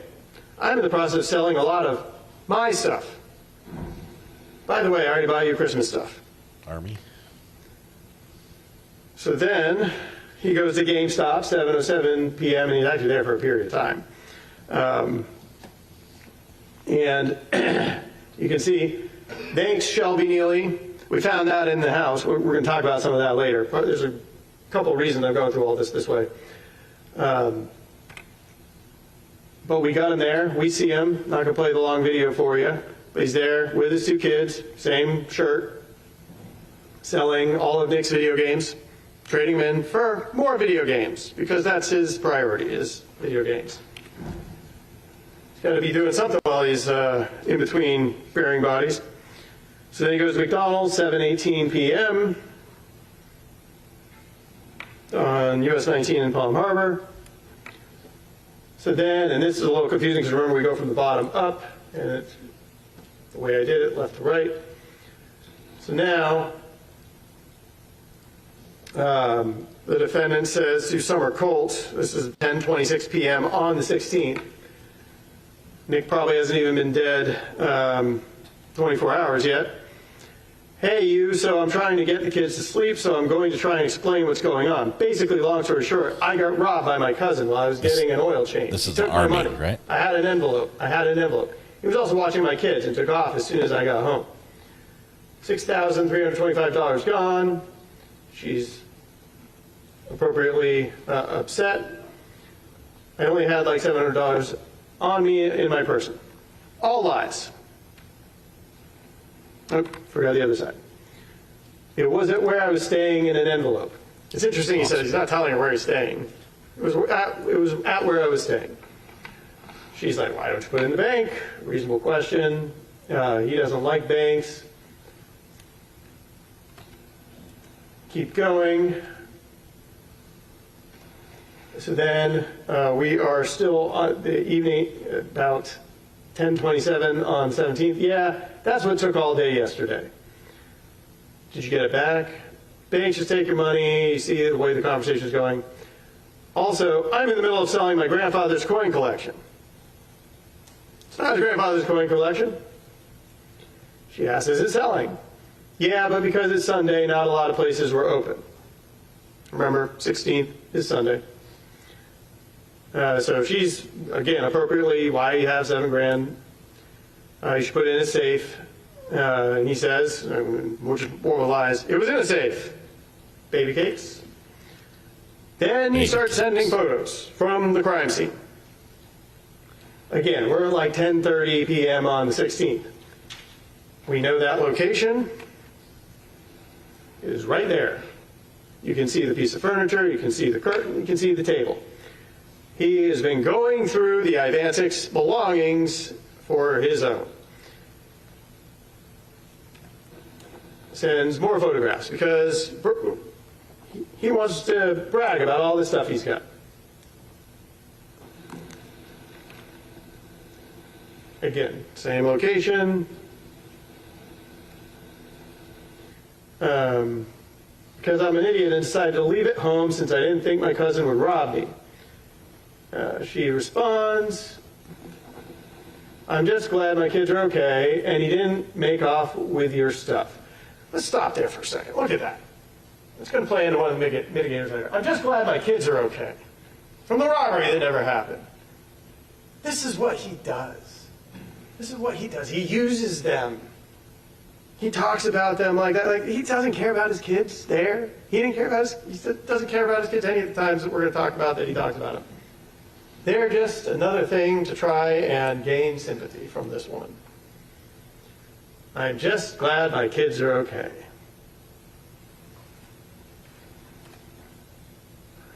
And by the way, we recovered that laundry basket. You see it right there, and it had a lot of the same items in it. And other items you can see from the table. That was in his address in Ohio. And then he sends a photograph of that be my safe. Again, 10:30 p.m., roughly 10:32 p.m. on the 16th. That be my safe. It's bragging. We know where the safe is, right behind that door.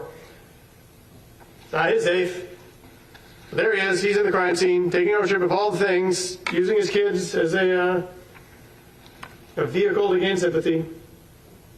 So we move on. Now, Detective Anderson told us close to 4 p.m. he was actually at a pawn shop selling some of the jewelry. I don't have any fun exhibits for you for that. But on the 17th at 6:02 p.m., he goes to McDonald's on US 19 in Newport Richey. And then on the 17th at 7:41 p.m., which is the top one, okay, I should be up in town this week, just so you know.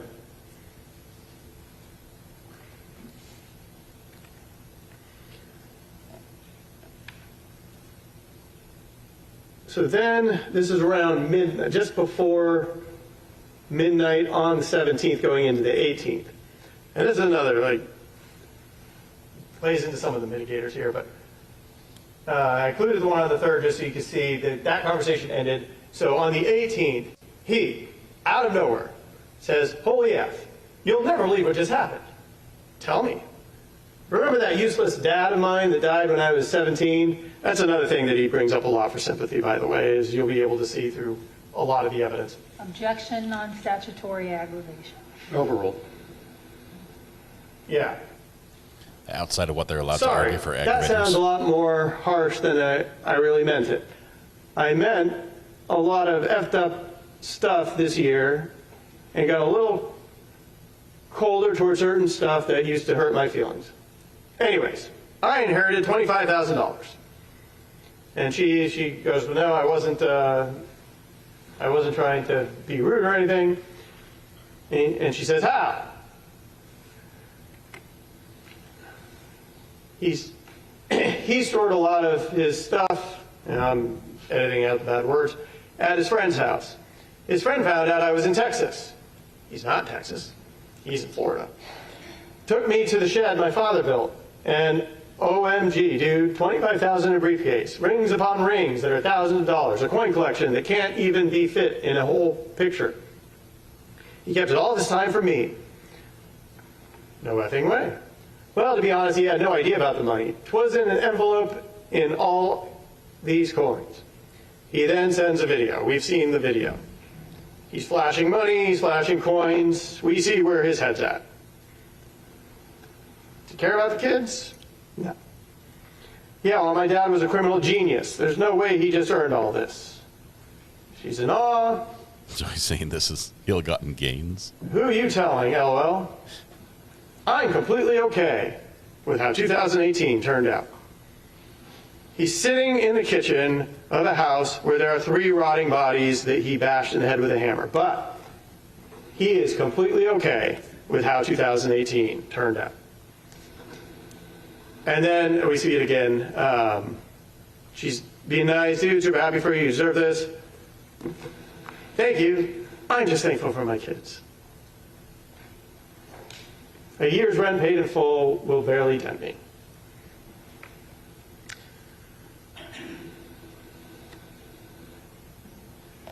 Anyway, you can see a screenshot from the video right there on the left, and then you see the envelope that we recovered from the Kia on the right. You can tell it's the same envelope, just with additional writing on it.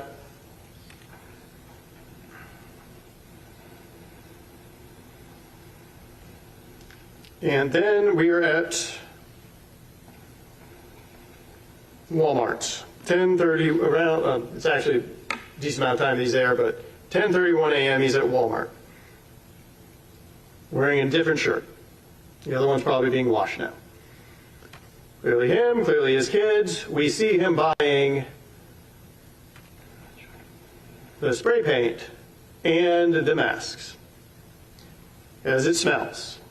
Now, again, we're going to talk about the mitigators later, but one of the mitigators this will play to smells bad enough, the chemicals are bad enough that he knows by this is now day 2 or 3. He needs masks. He's going to be there many days later. You think the kids are wearing masks? He also buys, it's not in this screenshot, but he buys the new Punisher shirt that he's going to be wearing in later videos. So he goes to McDonald's, 11:36 a.m. on US 19. It's actually right next to that Walmart in Port Richey. Chicken nuggets for the kids. And there we see him, and we now know that he has been using the 2013 Kia. And you can't see that at all on that screen, but I submit to you, you can look at the photographs and evidence. It is clearly this defendant, Shelby Nealy. Then we got to go to Home Depot. There's where we found the receipt. There is the receipt. There's the items on the receipt. 18th at 12:27 p.m. Based on the timing, probably had to go there just about right after McDonald's. There he is. I got that one for you because you can see his shoes. You can see that the tops of his shoes are blue on the 18th. Keep that in mind. There he is. He goes in, he leaves, and comes right back in, and then he goes shopping, and then he checks out, and we see him getting the rope, and you can see in the cart there, he's getting the canvas cloths, because that's all part of his plan. Remember, what he did with his wife was bury her in trash bags in the backyard. The plan is to mess up this house just like the wife and bury them in, there is no backyard, in the front yard. But now he has graduated from the trash bag, maybe because he realized that that wasn't going to work. Look up with this group. AR But he graduated to the 670-1. canvas materials. He even told us that.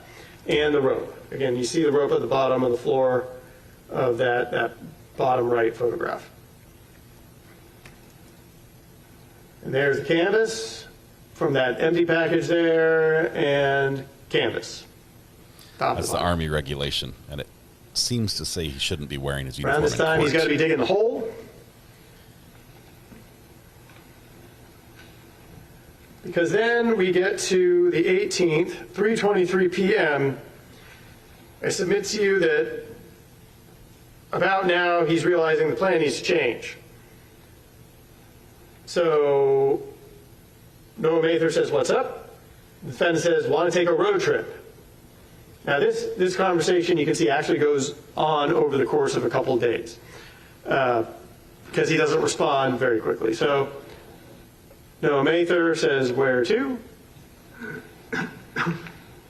"Bro, what's up?" Defendant responds a while later, "I'm thinking to Clearwater, Florida." Keep in mind, he's not told anybody he's in Clearwater. That's not come up, or in Tarpon Springs, in this area of the world.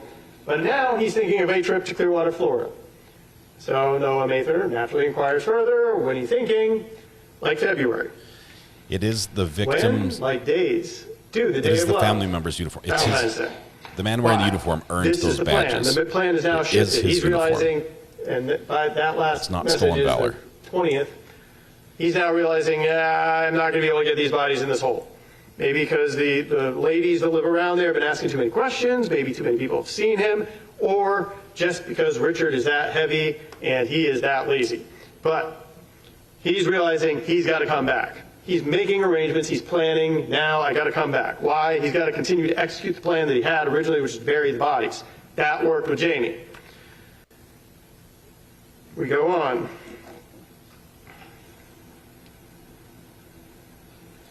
'18th, 4:01 p.m. and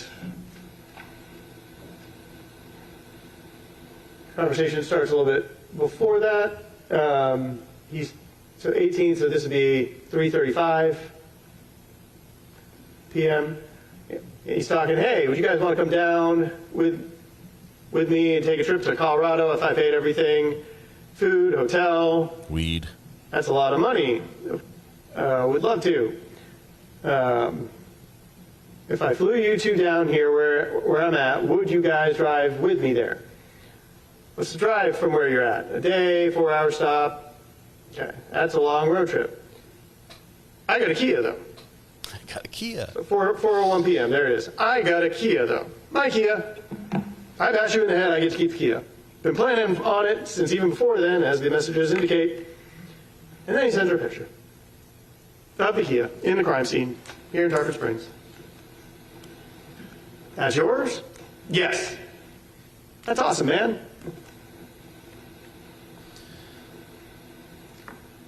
The Army regulation is now we're about specifically for 10:34 retired p.m. on the 18th.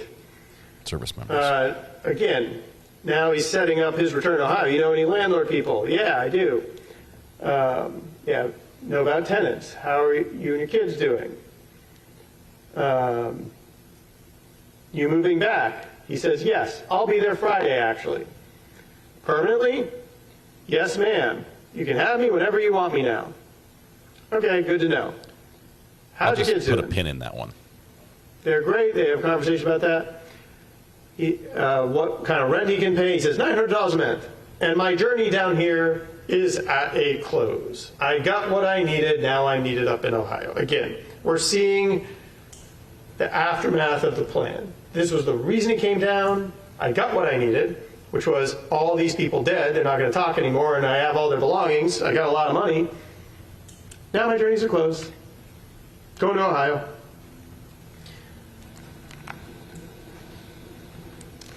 Let's not forget Mom. On the 19th at 9 a.m., he sends a photo of the Kia in the crime scene, same photo. Oh, is it yours? Yes, 2013 Kia. Great. Gotta say, every time I felt like your son, it's when I'm driving that car. So, geez, happy for him. But out of the blue there, he's just like, look at me. I got a new car.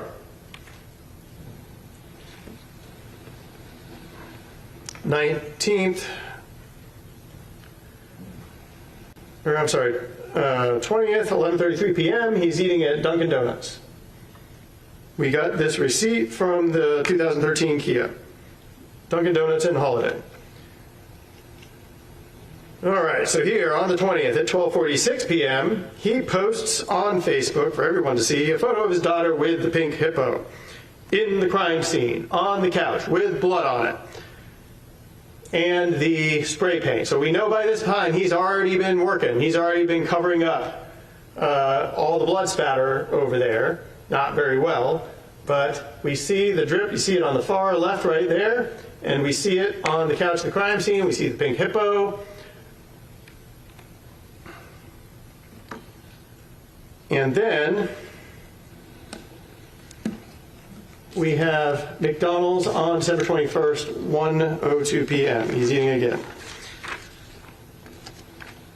We're almost ready to follow this guy out of town. He's eating but again. On the I eat regularly too. 21st, he's at Walmart again, this time in Hudson, with the new shirt Nuggets. that I think he will remain in until he leaves Florida. And notice too here, there's no kids with him. He's by himself.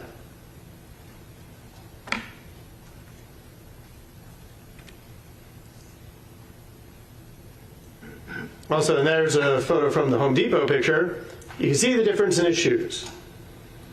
Blue shoes at Home Depot, and there's a lot of other places on that Home Depot video you can see it. But He's been busy with the paint, with the chemicals and everything, because that's all part of his plan.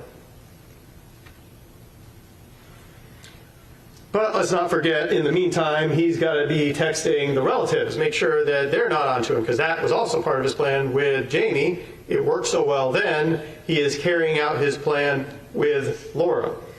We are fine.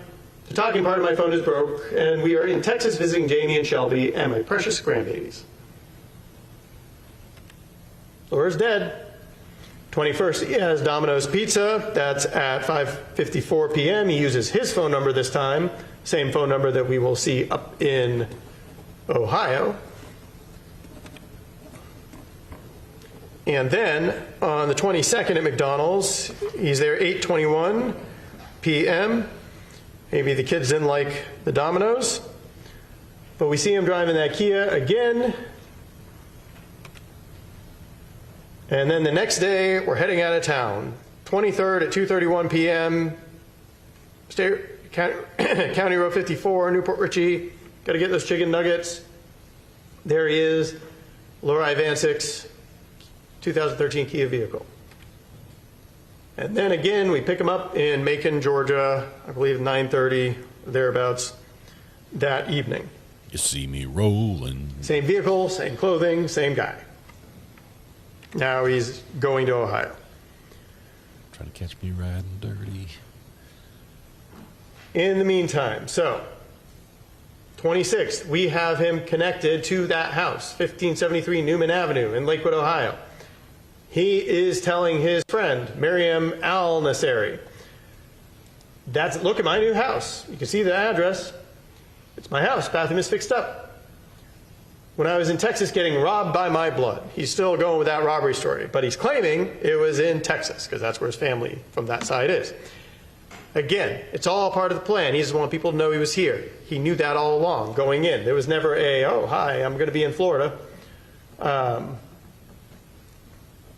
a criminal genius, my dear. There's nothing I can't do anymore.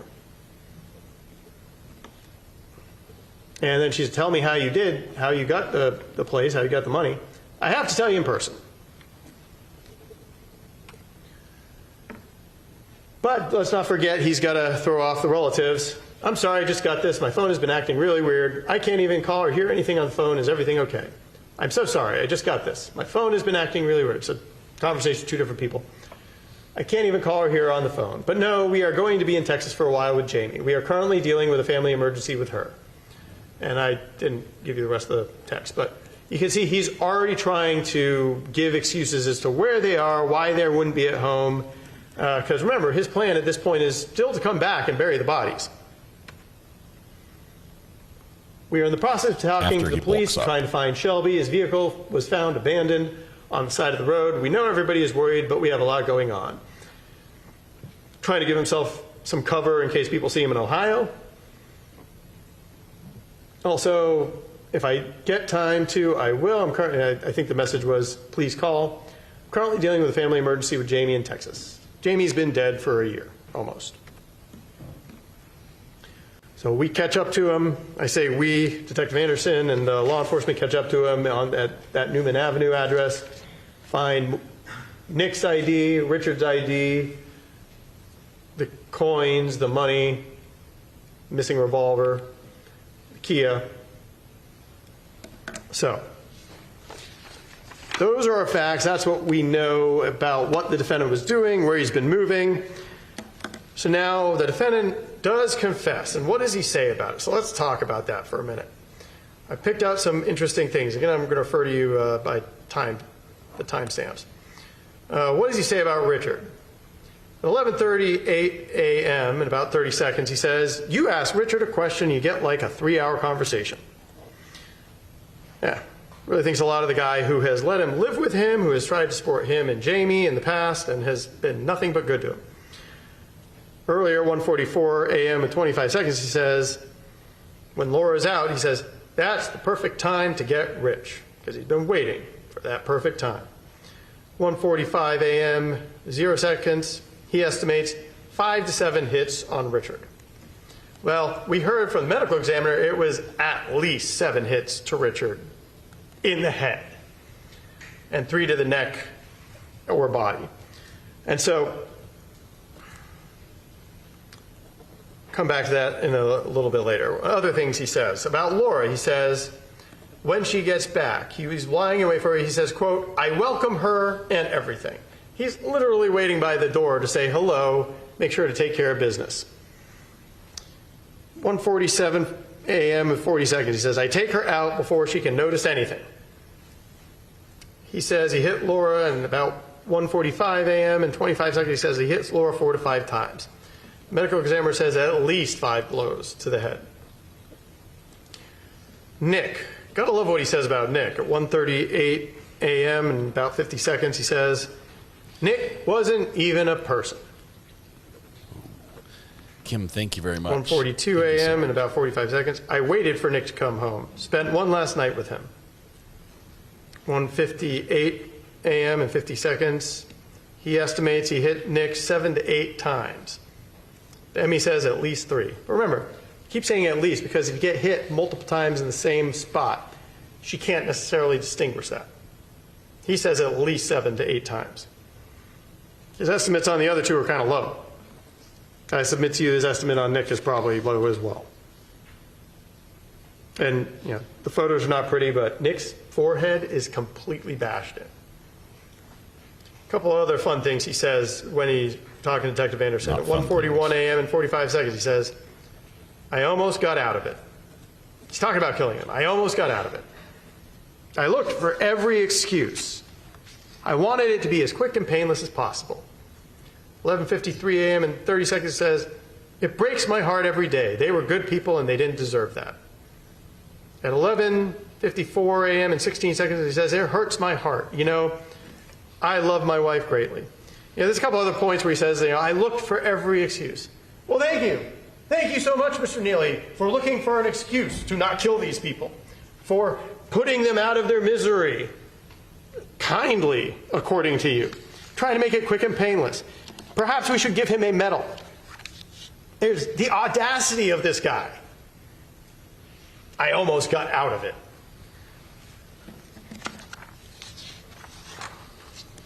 Subtle reference to things he says about Jamie. Army uniform medals. This one was kind of telling.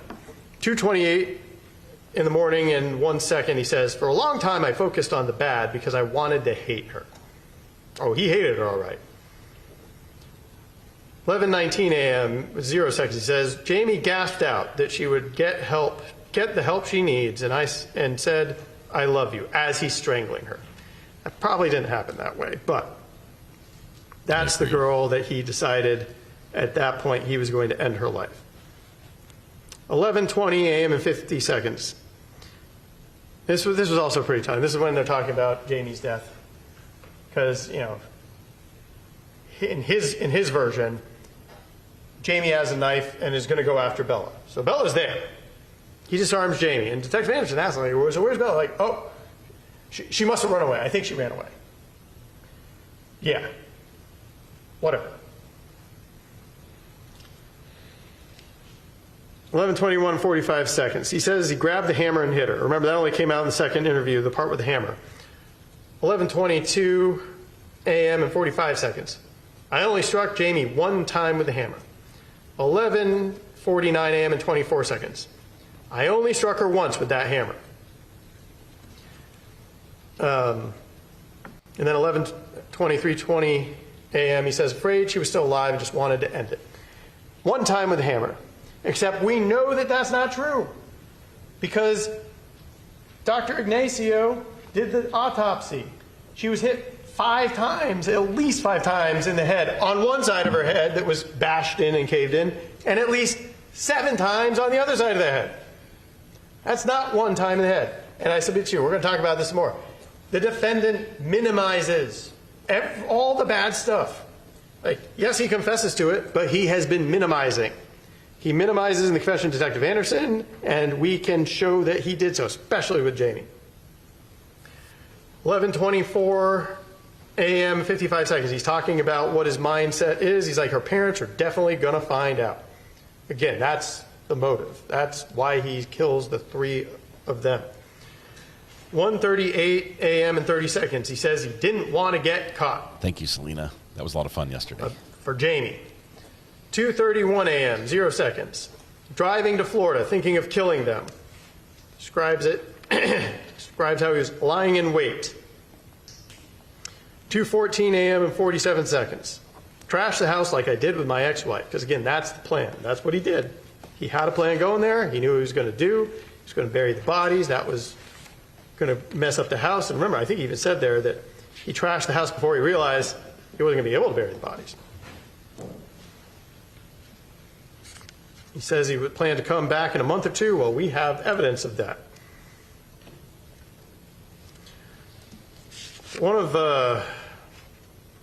Thank you, Kim. One of my favorite statements that he makes, 11:53 in the morning and 40 seconds. It's very telling.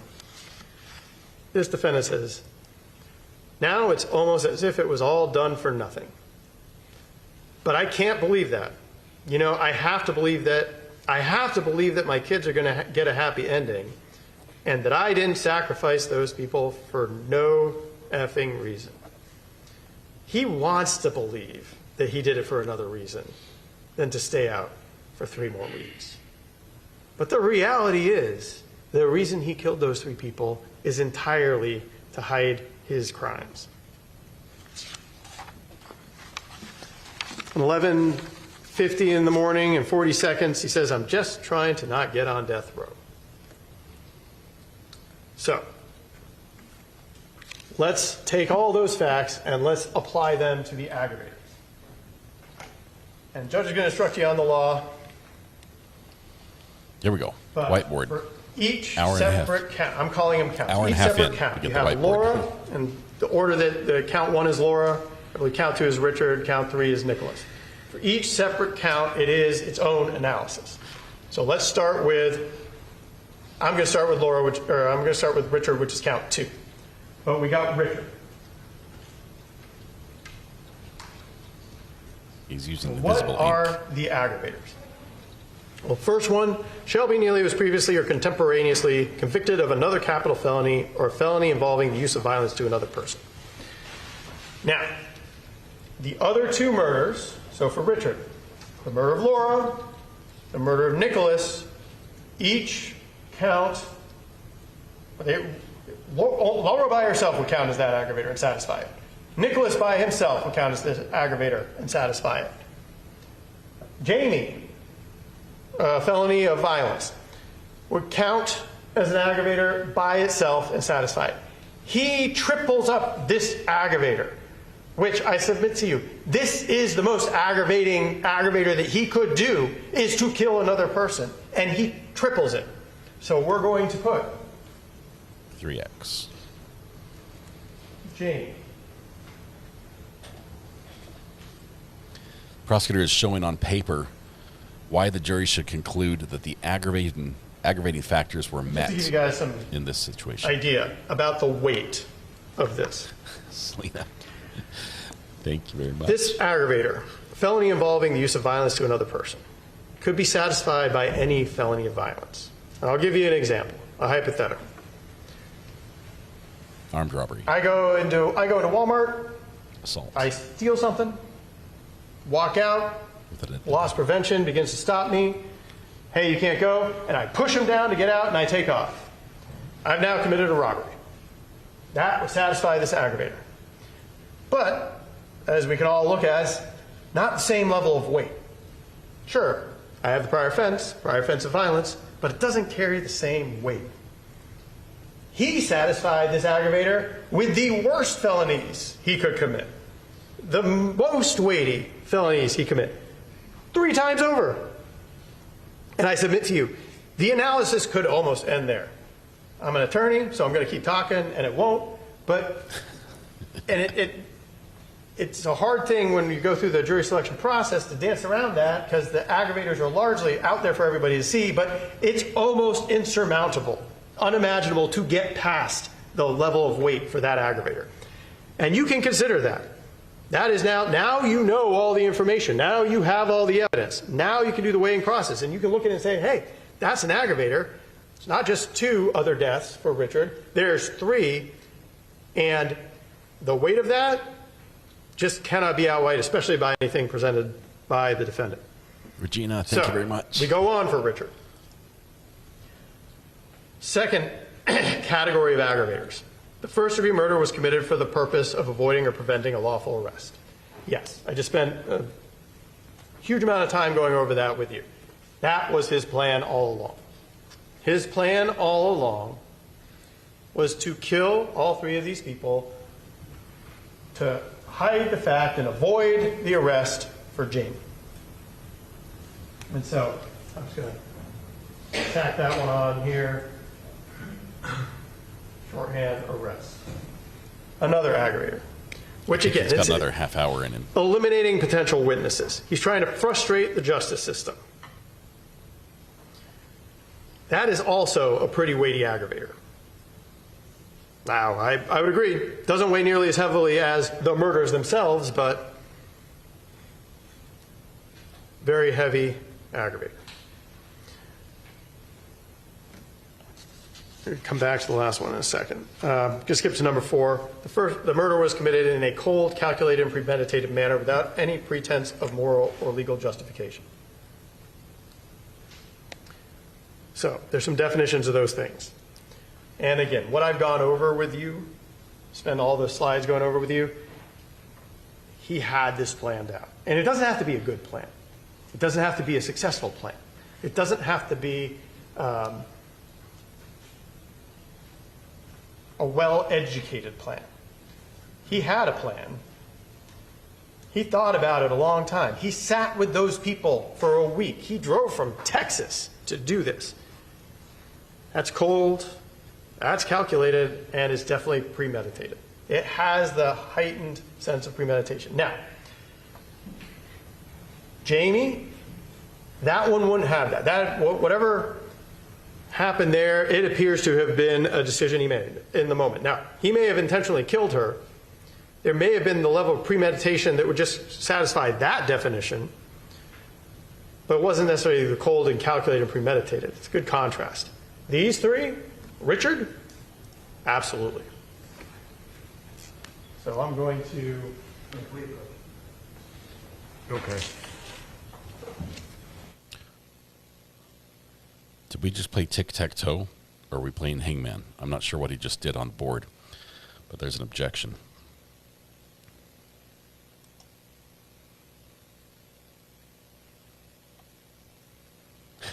You guys are battling over the crowns.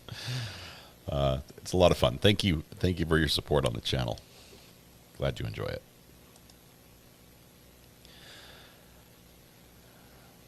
Let's see if they look back.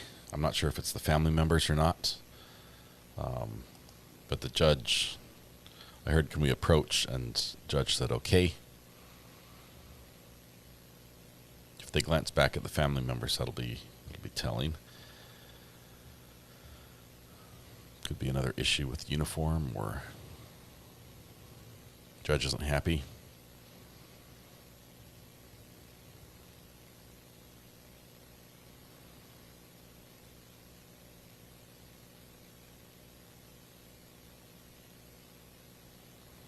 Short sidebar.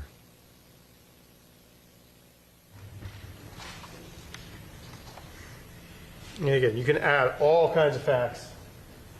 Like shorthanded is cold. All kinds of facts to that in terms of waited till he was alone, waited till Laura was out on that shopping trip, waited for the moment to get him. All those facts you can add to that. Now, let's talk about heinous, atrocious, and cruel for a moment. And I submit to you, these factors, they're easily proven, there's no question. Heinous, atrocious, and cruel is the hardest one. Like if there's any of these aggravators that don't necessarily apply, that's the one that the evidence is hardest to apply to. Why? Because in order for a crime to be especially heinous, atrocious, and cruel, it deals with what a person experiences before they die, while they are conscious and able to experience. The idea that their death is impending. So you'll notice we're not seeking that for Laura. Her death very well could have been, probably was, especially heinous, atrocious, and cruel. Because I don't take the defendant at his word that, oh, I just knocked him back the head and she was out. Probably not. But the fact of the matter is, the evidence just doesn't give us anything to say that. We could speculate all day long, but the evidence doesn't support it. Now, the other two, there is some evidence. So let's talk about Richard. The interesting thing about Richard, so one, he's a tall guy. I mean, you can see the IDs are in evidence. I want to say 5'11". Taller than this defendant. If Richard is walking, the defendant is going to have, it's not going to be an easy blow to get Richard the first time in the head and get a good solid shot that's going to knock him out. Moreover, what's interesting about Richard is he has 2 blows here in the chest and 1 blow in the neck, which implies that there was some sort of struggle, some recognition, because otherwise you wouldn't have any of those. You wouldn't need to do that. You don't with Laura. With Laura, it's all to the head. Even with Nick, it's all to the head. Even with Jamie, it was all to the head. But not with Richard. So with Richard, I submit to you that injuries indicate that there must have been some struggle. And as he gets the better of Richard and hits him multiple times in the head, sure, Richard goes down. Or Richard knows he's going down, and Richard knows that the guy that married his daughter, that he has helped out, that he has allowed to come into his house and has been staying the holiday season with him, that he treated his family, is coming after him with a hammer and is not relenting. And that makes it heinous, atrocious, and cruel. Not only that, we know from the defendant, as Detective Anderson digs in a little bit, well, Richard was making noises over there. He wasn't actually dead. I had to go back and whack him some more times. And we know from the medical examiner, these are not injuries that you expect to instantaneously kill somebody. It takes time. So Richard's death, I submit to you, was heinous, atrocious, and cruel. And again, thank you, Josh. In terms of the way that you can qualify for these aggravators, this defendant picked the heaviest ones he could, the ones that are insurmountably weighty. So, now let's turn to Laura. So Laura, we already know. Laura's actually count 1. So we get Jamie. We get Richard. And we get Nick. So one thing on Laura, and let's talk about the weight of that for a minute. The defendant killed Jamie. The defendant kills Richard. Richard is dead. The defendant has committed murder in the first degree against Richard. The lowest sentence he can get is a life sentence at that point. But he goes on to kill Laura. If he gets a life sentence, then it's like saying, well, you get Laura for free. And Nick. You get those 2 for free. There's no difference. No difference in the punishment. That's just an idea of how weighty those are. Wow, it goes with the buy one, get 2 so then, free committed for the lawful analogy. Purpose of avoiding or preventing lawful arrest. Well, what's interesting about this one, for Laura, and as we'll see with Nick, is this actually starts to weigh even heavier with Laura. Why? Because now he's not just trying to avoid arrest for Jamie. Now he's already all in with Richard. So he can't very well just say, you know what, I'm not going to do it anymore. Laura, you're fine. There's Richard, lying there in the dining room. Now he's avoiding arrest for Jamie and for Richard. And he waits, same kind of cold, calculated method, but now he waits longer. He waits for an hour or more, probably hours, sitting there, for Laura to come home with the hammer. He knows, if there was any doubt, if there was any question back and forth in his mind before, he knows what he's doing now. He's just thinking about it. What's he going to do? Again, maybe he calls her to get the medication, maybe not. But he waits, he greets her. He's right there to greet her when she comes in. And then he bashes her head in with a hammer. Cold, calculated, and premeditated. Definitely cold. And to avoid arrest. So there you see, again, all of these any one of these would be enough to outweigh all the mitigators. All of them together, it's just ridiculously insurmountable. So now let's turn to Nick. There's a couple interesting things we have with Nick. So one, by the time we get to Nick, now he's earned himself a life sentence for murder in the first degree twice over, with Richard and with Laura. Let's not forget that he previously killed Jamie. But now he knows he needs to kill Nick. And the interesting thing about it is this, is like it really exposes the motive. Why is he doing this? To avoid arrest. There was no danger Nick was going to get his kids. That's not going to happen. He doesn't know what kind of parent Nick would have been. Like that's not a motivation. All the things he says to Detective Anderson about like, oh, I just didn't want my kids to go with him. One, not true. Two, doesn't apply to Nick. Doesn't apply to Nick at all. The only reason he has to kill Nick and wants to kill Nick and has planned to kill Nick is because now he's killed Jamie and he doesn't want to be arrested for that, and he killed Richard and Laura and he doesn't want to be arrested for that. So he waits for Nick to come home. He wants to spend another night with him because he's his friend.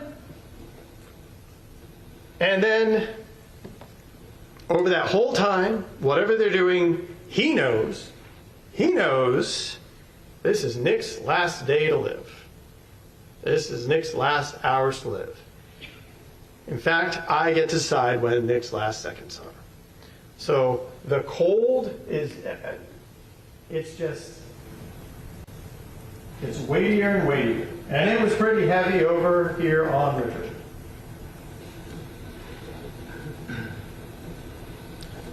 I think we could do the poll right now.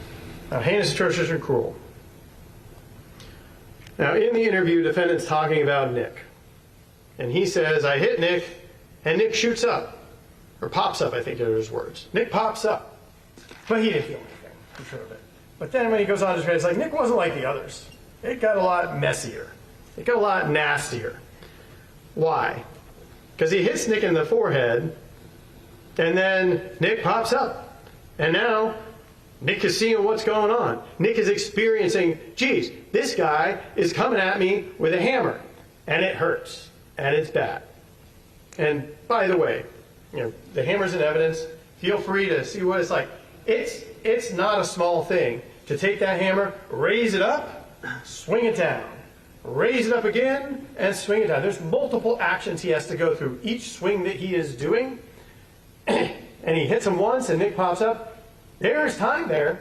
There's time there, and at that point, Nick's not going to just take it lying down. You see blood spatter all over that room. Now, ultimately, Nick will end up on that couch. I don't see any way around that with the crime scene. I think he's definitely lying there dead on the couch, gets dragged off by probably on the pillow, gets dragged off by the blanket. Defendant disposes of the pillow in a trash bag in a Hyundai. But that is the heinous, atrocious, and cruel for Nick.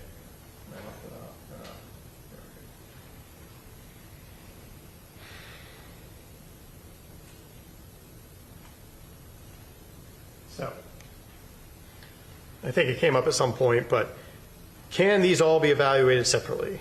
Is it possible to come back with death on Nick and not on Richard? It is possible.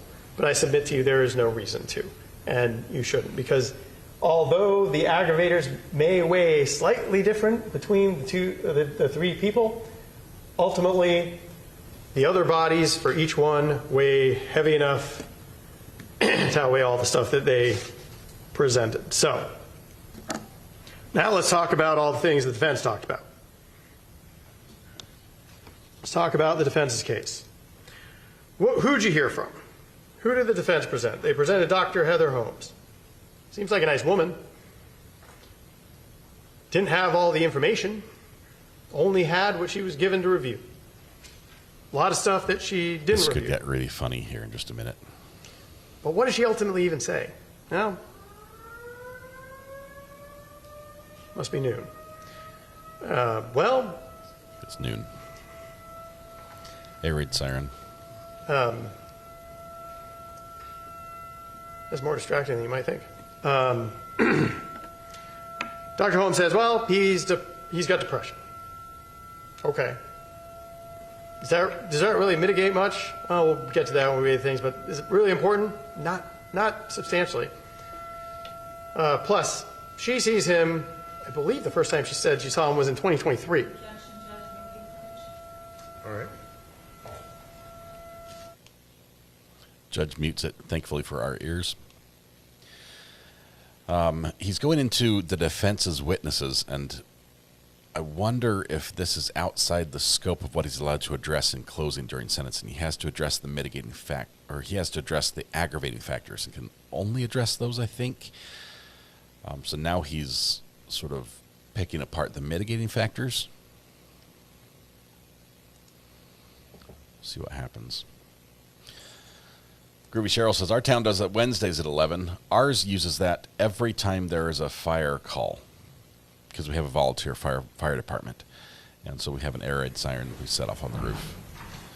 And when you hear the air raid siren... By the time she sees him in 2023, run to the fire station. Perhaps he is depressed again. And, you know, that you could go...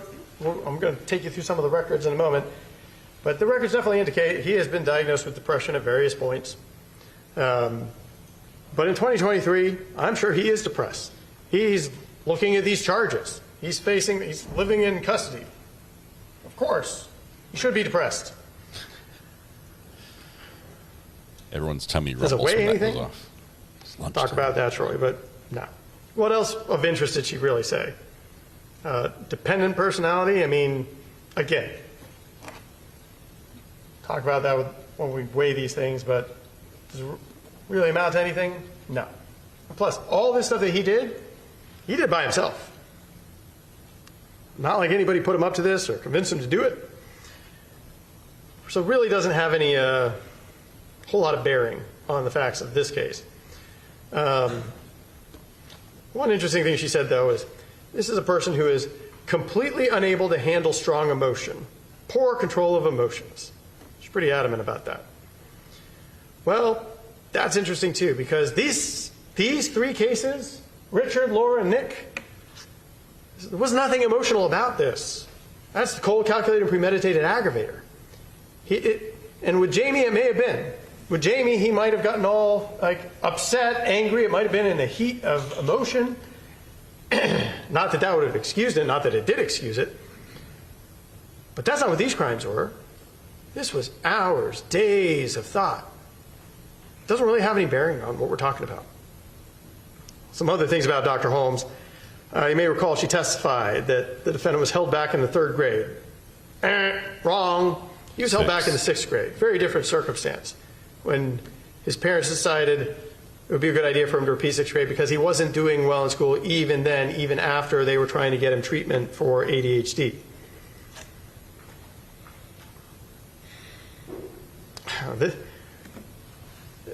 Dr. Holmes said after killing Jamie, he was struggling because he was caring for 2 kids. I mean, the audacity of trying to say that might in any way mitigate because he killed their mother. He's struggling to take care of 2 kids because he killed her. He put himself in that position. But she did say it. Other interesting thing. She said she gave the defendant the MCMI, I'm calling it a personality test. Now, I wouldn't put too much stock in the personality test like that, but it's one of the things that they use to do things. However, what did she say? She said, for our next witness we're going to talk about, it did not show post-traumatic stress disorder in 2023. So then we get Dr. Campbell. He's the post-traumatic stress disorder guy. Because he's the guy. He was literally hired to evaluate, does he have PTSD? And lo and behold, he finds out, yeah, he has PTSD. That's what I do. Pay me a bunch of money so I can come in and say he has PTSD. So, a couple fun things Dr. Campbell said. He said, people are not eager to talk about past trauma. Except that we saw the interview with Detective Anderson. Dr. Campbell, I don't believe, had reviewed it. And we saw that it's like one of the first things he comes out with Detective Anderson. I have trauma. The defendant even claims he has PTSD from being cold from when he was homeless. Of all the things to claim. So I don't know. The defendant is, and just in the Facebook messages, he's very, wears his trauma on his sleeve for sympathy. Also, careful. What did Dr. Campbell say exactly? He says, when Dr. Campbell saw him in 2019, that he had post-traumatic stress disorder. He said, it would be unethical for me to diagnose him with that at a past point. He said, well, there are things that look like they're symptoms from back then, but I can't diagnose him with that back then. But note, Campbell is seeing him in 2019 after he had killed 4 people and been on the run for a period of time. And we'll look at that. Let's look at that a little further. What else did Dr. Campbell tell us? That his nature of work is largely based on self-report. Self-report's really important because what's traumatic to me might not be traumatic to you, and vice versa. Had that conversation with him. And what the defendant reported as trauma was, it was initiated by his first wife leaving him. Well, can you blame her? He beat her. Indications are he choked her. He was horrible to her. And now he's traumatized that she left him? He doesn't get credit for that.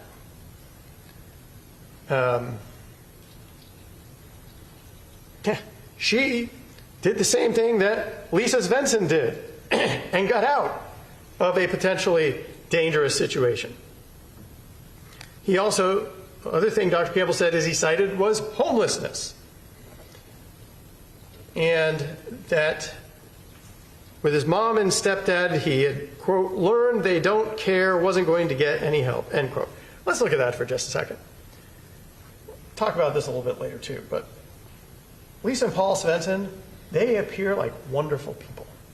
They did everything they could for that kid. They tried to get him treatment when he needed treatment. Even when his biological father committed suicide, they got him treatment. He didn't want it, didn't respond. When he got a girl pregnant, they are providing for him. They're trying to set him up. They're doing everything they can to make that guy over there successful. Everything that they knew how to do. And he has the audacity to say through a psychologist that he learned they didn't care and wasn't going to get any help. And that trauma that this defendant claims of homelessness is all self-inflicted. He was only homeless because he wanted to be homeless. He was only homeless because he wanted to smoke marijuana and be a criminal instead of having a place to live. And they still tried to work with him. They're like, they set up the shed. The defense has a picture. Look at this horrible shed. And his mother says, that's not the way it looked when he was living in it. We had just built it. We set it up nice. It was like camping, but we still tried to make a provision for him. It was only for a couple days. But despite all of the bad behavior he was engaging in and all the pain that he'd already put them through, they were still trying to care for him. So he doesn't get credit for trauma because he decided to be homeless. And the other source of trauma is that in between killing Jamie and these 3 people, that he was distressed, anxious, paranoid, fearful, and he's traumatized by that. He killed somebody and was traumatized because of the thought that he might get caught. You don't get credit for that.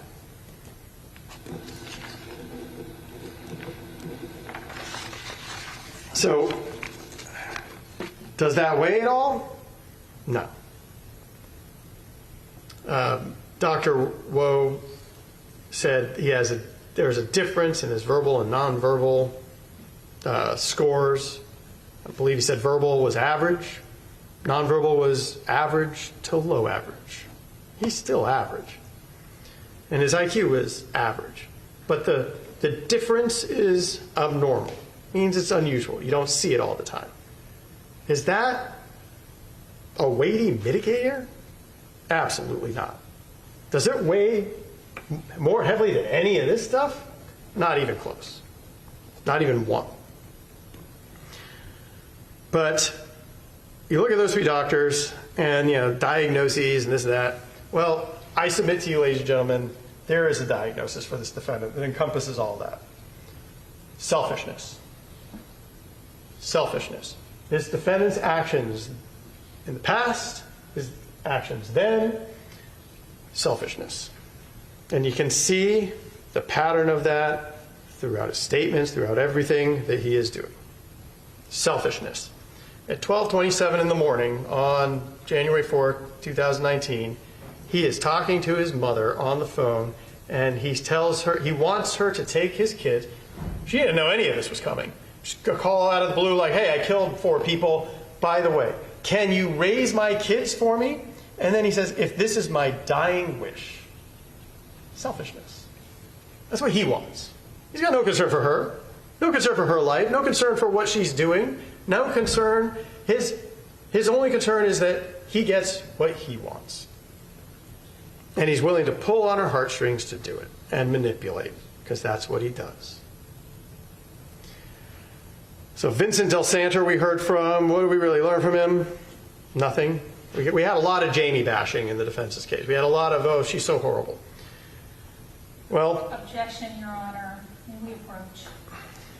Yes. Objection. All right. Overruled. You may continue. Or I'll just withdraw the objection. What? No, she didn't withdraw. It was overruled. Mr. Del Santer did tell us something interesting. The defendant showed up in February 2018. Jamie's been dead for weeks, because this would be in Ohio. Kids were dirty, and the defendant just wanted this guy, De Santer, to watch his kid for him. Selfishness. And also the defendant told him his wife had been arrested in Florida, because he lies. Lisa Chuppa, Paul Chuppa, what did we really learn from them? Again, just more attempts to bash Jamie.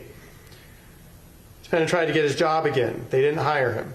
They were under the impression Jamie had been arrested in Florida because this defendant lied about her. Most of what they knew about Jamie, not everything, but most of what they knew about Jamie came from this defendant. How many other lies had he told them about her? Cheryl Purpura, again, more Jamie bashing. Michelle Justice, same thing. Don't really get a lot of information. Objection, same objection, Your Honor. Overruled. Same ruling. So Michelle Justice says Jamie would call looking for the defendant if he was working after hours. Keep calling, wondering why he's not home. Well, remember, timeline of this, Jamie is barely 18 years old with a new child at home.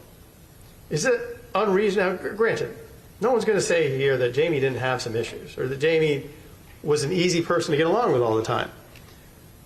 But I mean, are we really going to trash her because she's calling to find out where the defendant is when she's at home with a new baby that he impregnated her with when she was 17?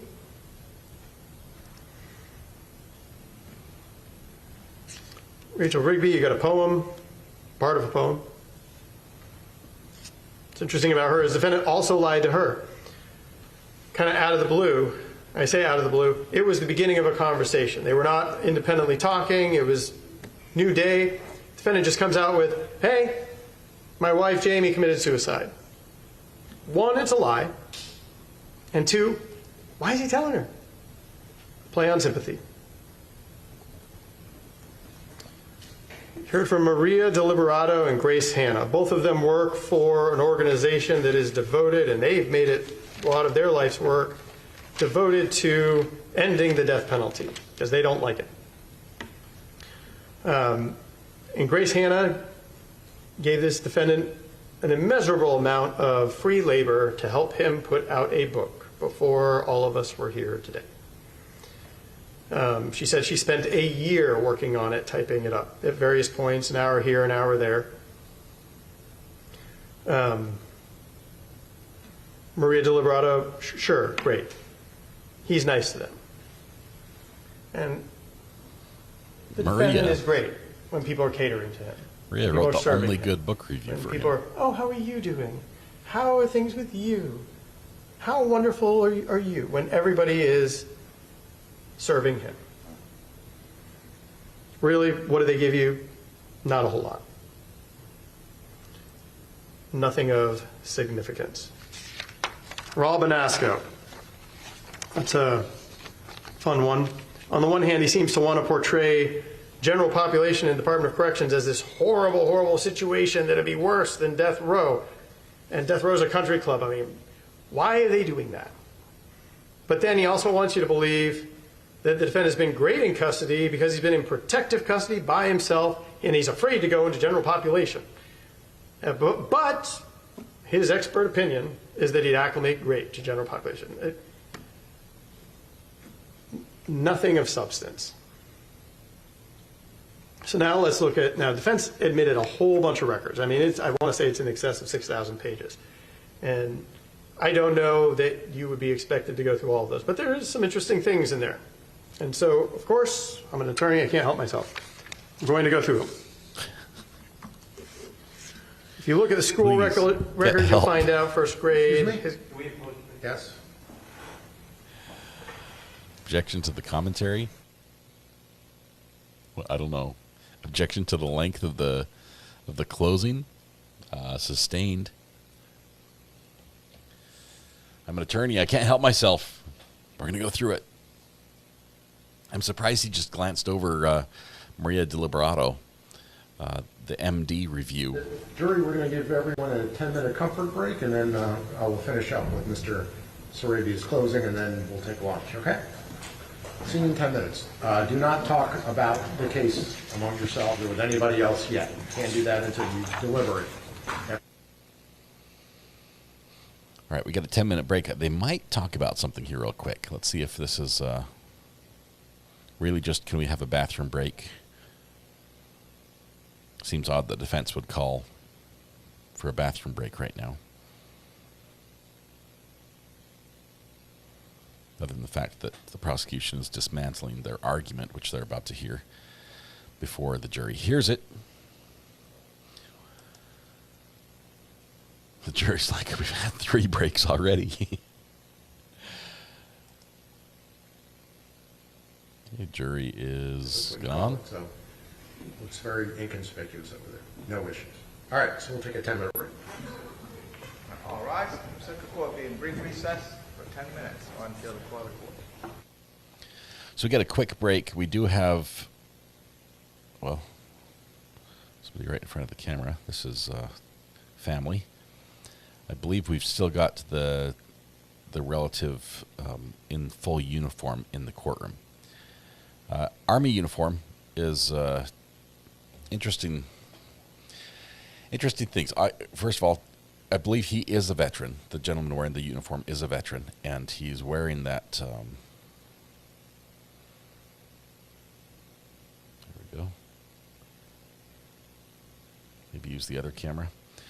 He's wearing that to honor his dad, who was the victim in this case. He wore the same outfit, the same Army dress uniform to his funeral, which is okay.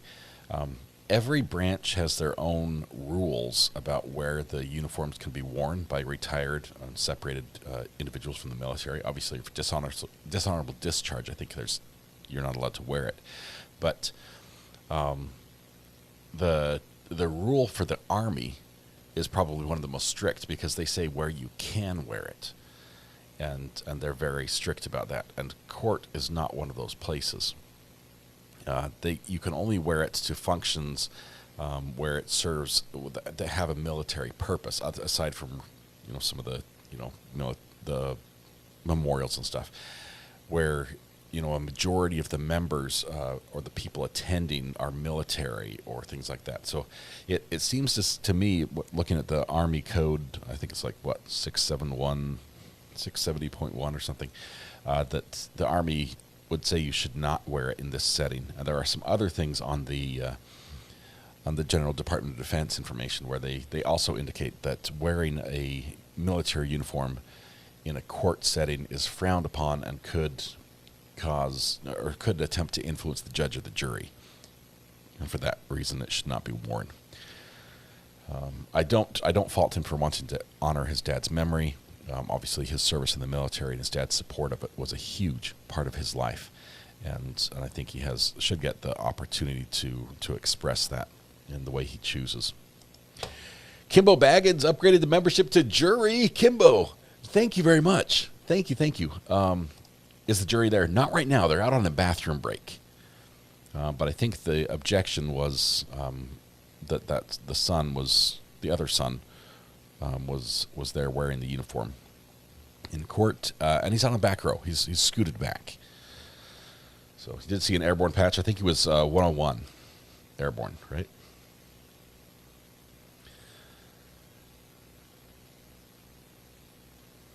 Sister said they were all wearing their funeral clothing today. I think they all said they were wearing the same thing they wore at the funeral. How much longer for this closing? I wish, Nanny, I could tell you. I wish I could say any minute now we'll be done. But the fact that we're taking a break now instead of being done may indicate that we've probably got at least 20 more minutes in us.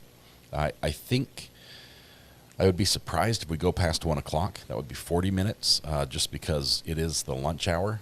And lunch is brought in for the jury, and I think it would be detrimental for the prosecution to talk so long that the jury got cold lunch or soggy sandwiches, because prosecution couldn't shut up, which he's acknowledged he has a problem with, and he just attributes to the fact that he is a lawyer and that's what he does. I think he needs to do his little self-examination and make some changes in his life, because he's hit his points. He's hit the heinous, atrocious, and cruel. He's talked about the aggravating factors, and they're all there. Now he's trying to break down the defense side, and I think this is overkill, if we can use that word in this setting without being too cringy. It's overkill here. Let's see. Judge even mentioned the diminishing returns. Should learn how to edit. I just think he needs to, have a friend that he can phone and say, hey, can you go over this for me? Does this look good? And the friend can say, I love you and all, but you need to abbreviate. Cut it down the middle. Lose half of it.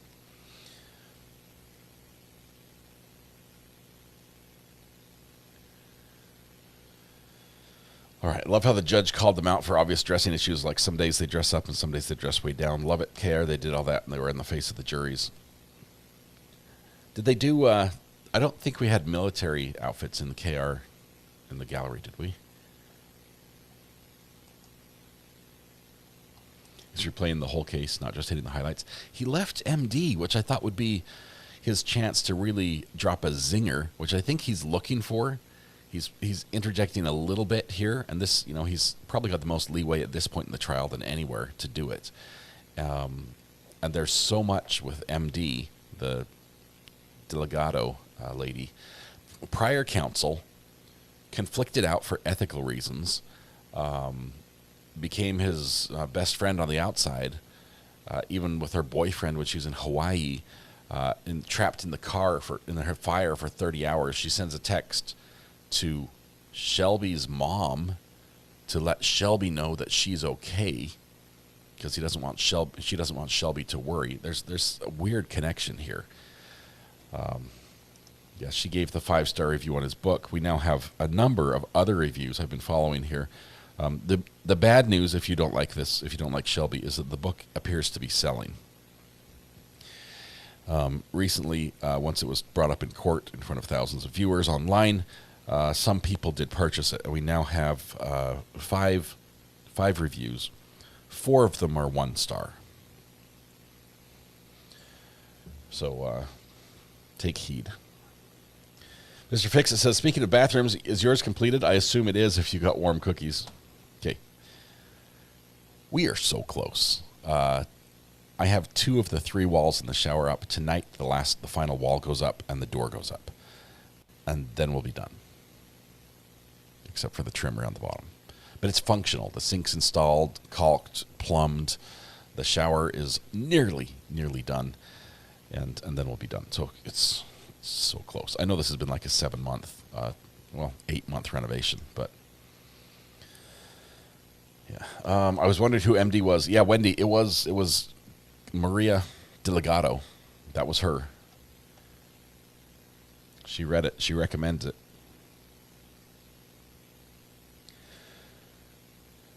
right. Anything else? Any other questions? I know right now we are getting some word out of court. The Lori Vallow sentencing is going on. Colby has been speaking, I think, from the hospital, and we'll probably get word from Ryan Applesnapple here shortly.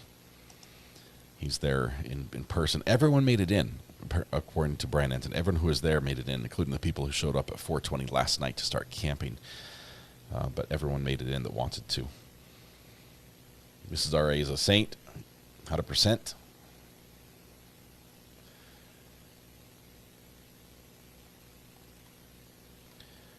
Yeah, I've learned so much about construction.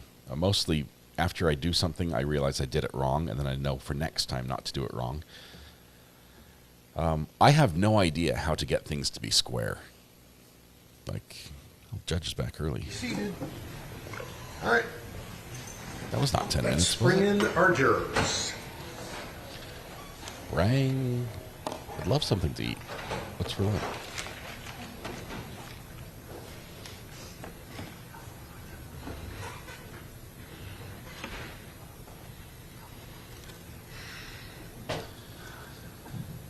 Jury's coming in.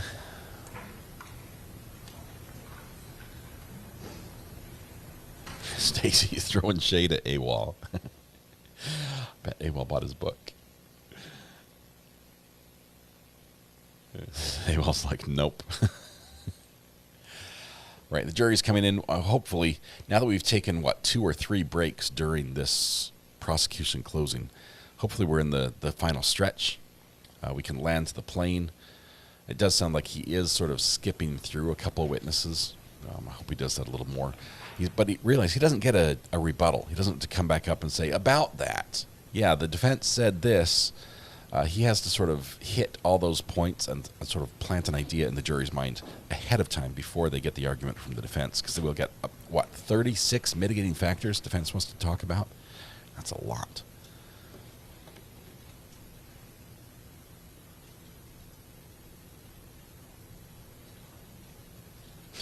Awesome, Wayne.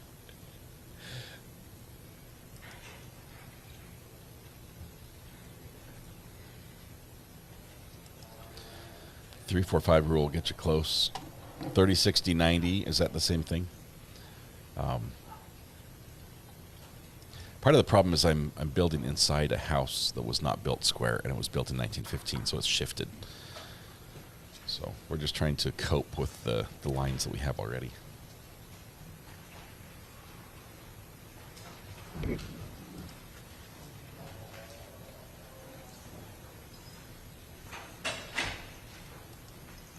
Jurors in the jury box seated, Your Honor. All right. Welcome back, Mr. Sarabian. You may continue.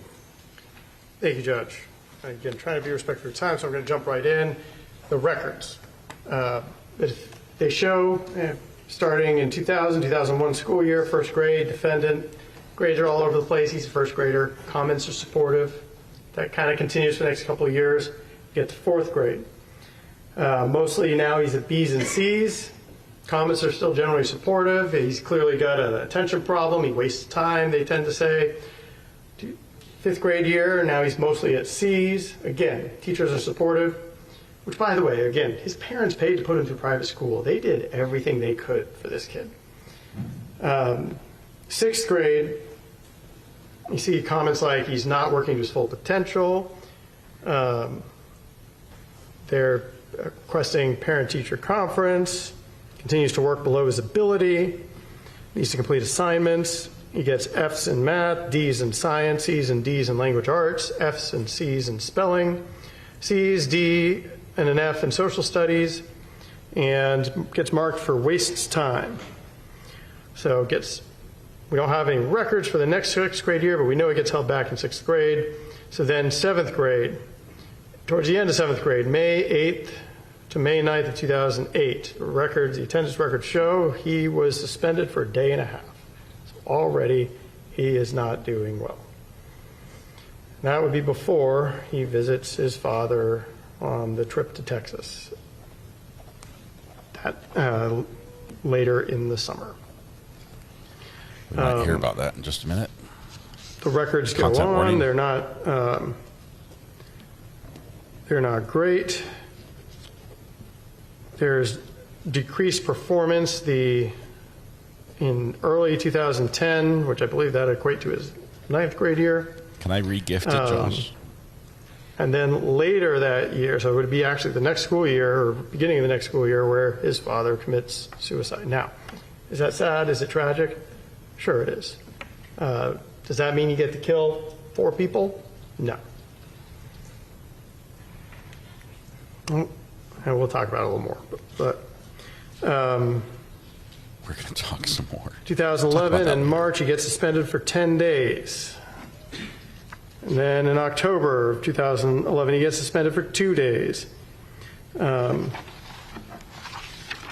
Remember, his parents went in to try to make sure that he did not get expelled.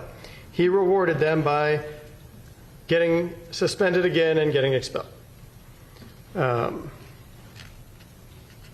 In fact, you can see some attendance records where student did not go home last night and did not come to school. Student is 18. Mom doesn't know where he is. He didn't come home last night. You see a couple of notes like that. Because that's what this defendant was putting his mother through and the school. Now you can see from those records, it's actually, I believe, page 265 of the Metro Health records, if you're interested, that the defendant's first daughter, Mackenzie, is born September 20th, 2012, which means that he had already gotten Caitlin pregnant 9 months before that, and that relationship went badly. So, some of these slides. October 13, 2012 through October 16, 2012. The defendant checks himself into whatever hospital this is, Metro Health. I'm going to call it Metro Health. He claims he's having suicidal thoughts. He's feeling, see what he says on this particular slide. He came in with bruising all over his body due to his wife and him having physical arguments. Now keep in mind, this is Caitlin. This is his first wife. This is not Jamie. Patient states that him and his wife have been having physical arguments over the comments he makes. Patient wants to kill himself, has no plan. Patient doesn't want to harm anybody else. Patient also with black eye and bruise on left forearm. Patient states they are from his wife.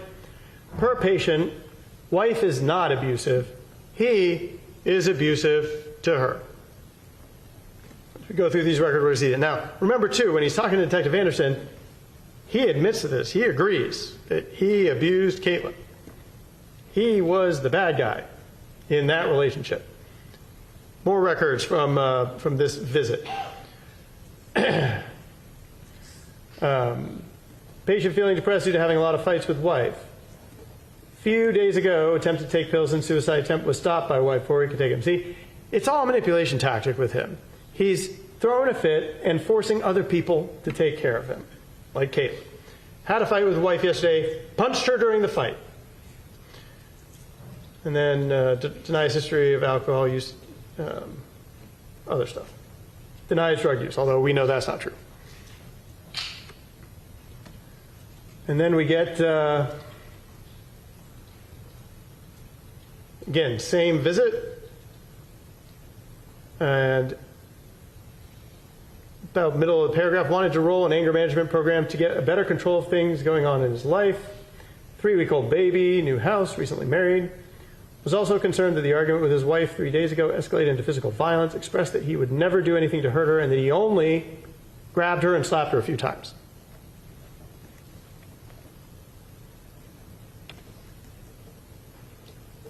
And then another part of that visit, and this is kind of in the middle of the thought, but on October, they didn't put the date, but October of 2012, clearly before this visit, patient's wife came into the emergency department stating that she had had a physical altercation with her husband. Wife reports being pushed by a patient and hitting her head. Wife was given pain medication and discharged to home from emergency department. So we see who the problem is here.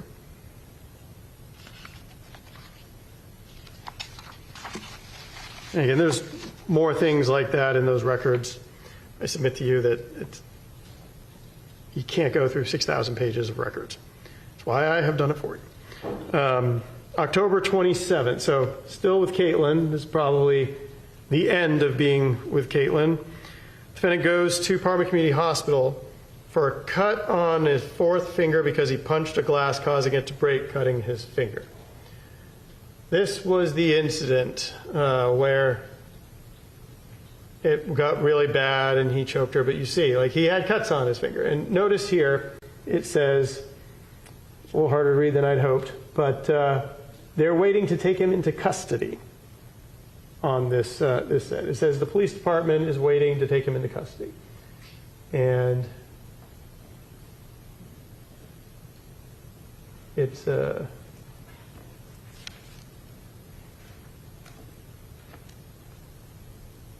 eyes are not as good as they used to be. If you lose your place, you have to quit. That makes me concerned about some of the rest of these slides. There's more? Just skip them. Yeah, right there. So where it says disposition physician, you go down about 3 lines and it says disposition, discharged from the emergency department. Condition good, discharged to police custody.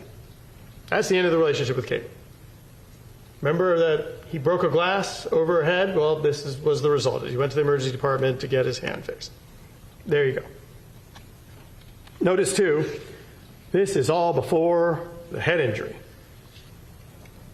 Because on December 15, 2012, he comes in with this head injury. How did it happen? Well, he says he doesn't remember, but his friend was there and reported that they were at the East 93rd Street gas station, and the defendant saw a friend who owed him money. His friend reported that the defendant and the friend got into a fight over the money. And you can look through other parts of the records, but the other guy swung at the defendant, causing him to fall and hit his head on the ground.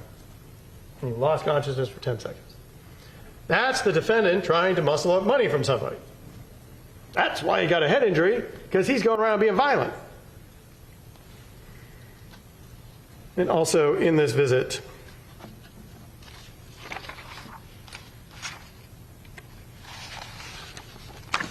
he reports, I don't have a home, I bounce around, I'm staying with a friend. The relationship with Caitlin had ended by now. Remember, they were only together for a month or 2 after the baby was born, and she got out because she saw the writing on the wall. So he was the same person before the head injury that he was after the head injury. A couple other fun things in this period of the records, if you happen to look. Not fun. Defendant admits to being a daily marijuana smoker, things of that nature. So we know the defendant, at this point, he's homeless. He's homeless because he chooses to be so, and really bouncing around at friends' houses. But eventually, July 2015, we know that he meets, and this is actually in the records, didn't put this on slide for you, but it's in there, that he moved to Florida in July of 2015. In July of 2015, he'd go to West Palm Beach. You're adding stuff to your presentation. Out of the kindness of Richard's heart.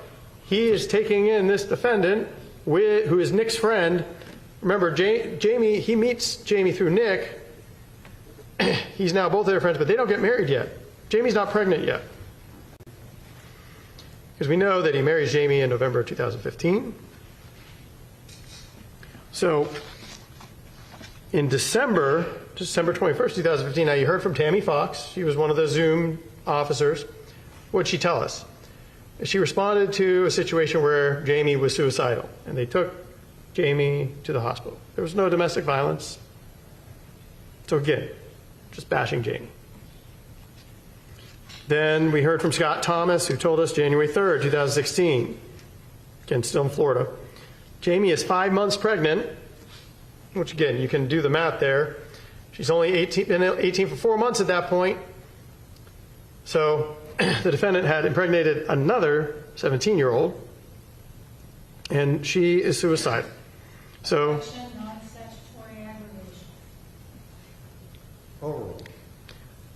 she is taken to the hospital.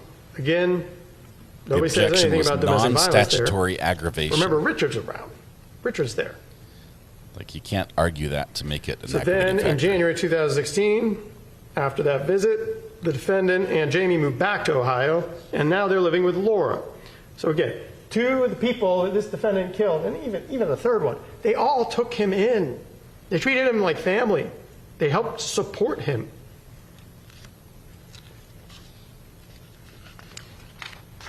So, April 27th. We heard from Officer Sestak of the Cleveland Police Department, April 27th, 2016, about 4 a.m. Now, keep in mind, this would have been like right after Bella is born. They're called. There's an incident. And remember, Jamie was saying then that the defendant attacked her and choked her until she urinated on herself. Now, remember, too,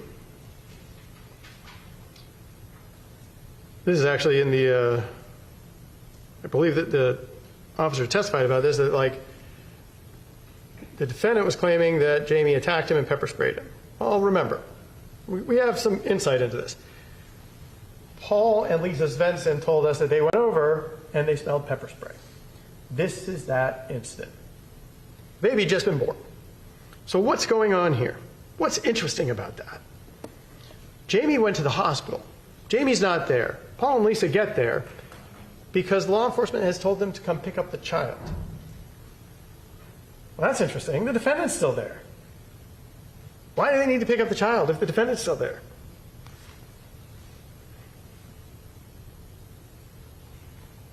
So, of course there was a smell of pepper spray. The defendant choked Jamie until she urinated on herself. And what do we have to kind of to show us that? Well, what do we know? The defendant has told us that he choked Jamie in her final hours.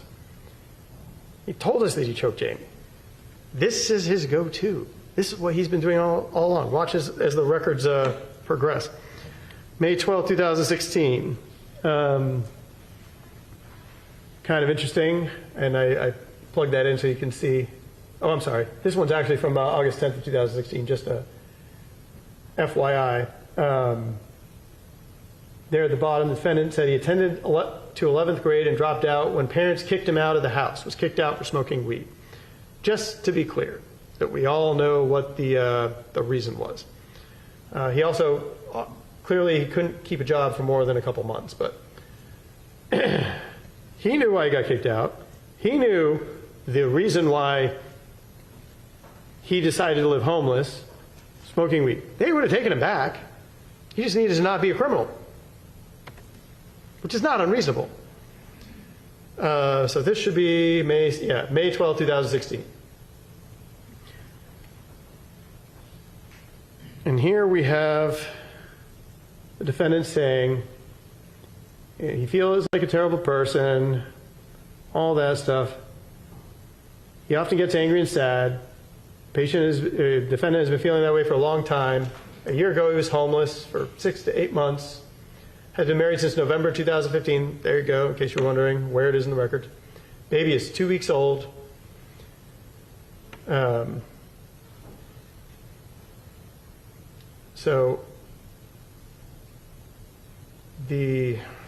I was co-counsel, I'd just pass the note up, land the plane. I believe maybe the next slide. He says, yes. So there at the bottom, he says, last time with marijuana was January 2016. He's been studying for religion. He used to use it daily, quit cold turkey, and after quitting was more irritable and angry. Less mellow. Let's go up above. Again, this is May 12, 2016. He says, do you guys notice have that you one ever of the been a victim of curls in the physical, white cord has been sexual, straightened? emotional abuse? No. Have you ever been physically, sexually, emotionally abused by, or have you ever physically, sexually, emotionally abused another person? He claims no. And have you ever witnessed? Well, he says saw fights in jail, so he's responding, but he is not a victim of physical abuse.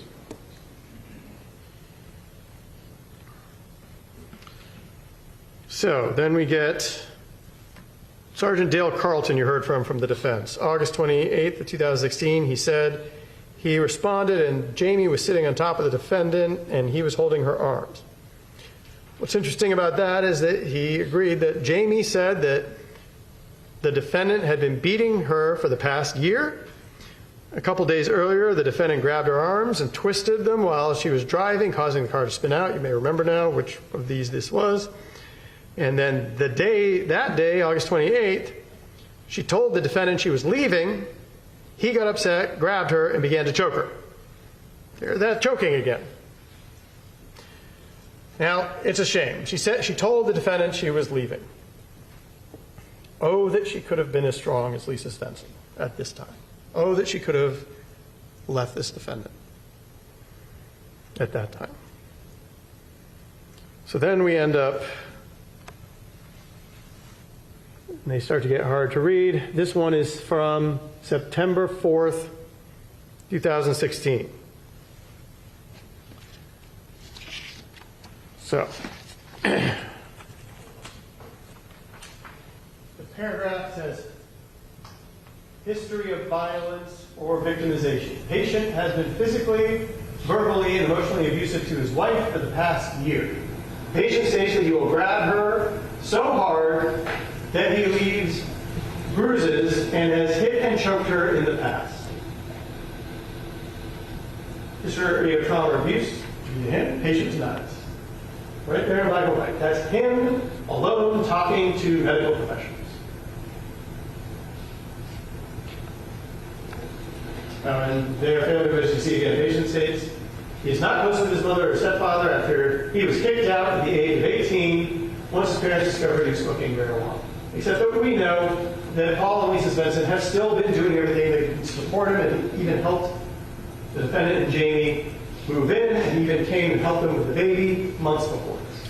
Prosecutor moved right up to the screen so he can read the words, because he can't see them. If you look at the record, you'll see he's discharged from this day on September 17, 2016. Well, then we move, and we heard from Officer Zimmerman and Officer Adams. The defense called them. They described October 5th of 2016. Law enforcement gets there, and the defendant is feeling suicidal. He wants to go to the hospital. So they take him right to the hospital. Once he has gone to the hospital, Jamie says she's hysterical. She doesn't want the defendant to get in trouble, but she says that they had an argument, and during the argument, the defendant choked her, threw her against the wall, and bit her on the left shoulder. And I think you even have photographs that the defense entered from this. I think there's a photograph of a bite on her Jamie's shoulder, and the defendant has injuries as well, which of course he does if he's choking her. I don't remember now if I switched to slide. I think most of us have defensive wounds from this prosecutor's closing. Oh, look at that. I blew it up for you guys. I went and bothered to get close. And just so you want to know where this is, it's between page 33 and 35 of 229 on these records, which would make it 34. You can't read the 34, though, so I helped you out.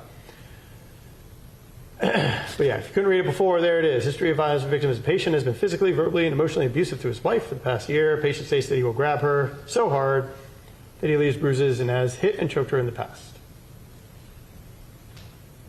And he lost his job at the end of July. That would coordinate with the Chappos.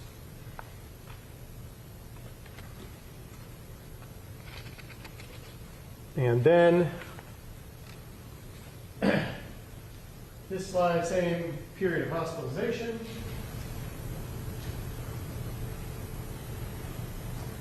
Defendant states, I am a horrible person. I am mentally and physically abusive to his wife. He feels his anger gets out of control. He claims he overdosed with intent to kill himself. Reports depression for 2 months since losing his job for arguing with the owner. That's the Chuckles. That's why he lost the job, for arguing with the owner. He said.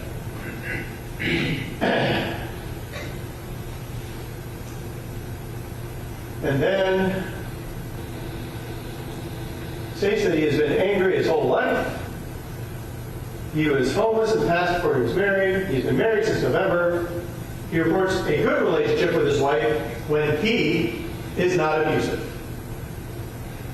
He wants to learn to control his anger and not abuse his wife. He denies abuse as a child or an adult. Which makes sense. Again, the Svensons, Paul and Lisa are good people. Recent THCs, once recently, He reports rage episodes, has abused a dog in the past, has physically abused his wife. He's kicked out of his parents' home for using weed. That's the only time they can mention abuse of an animal. That's what a record for October 5th he looks killed like. in Florida. That's what the defendant says about what's been going on in that home with Jamie for that period of time.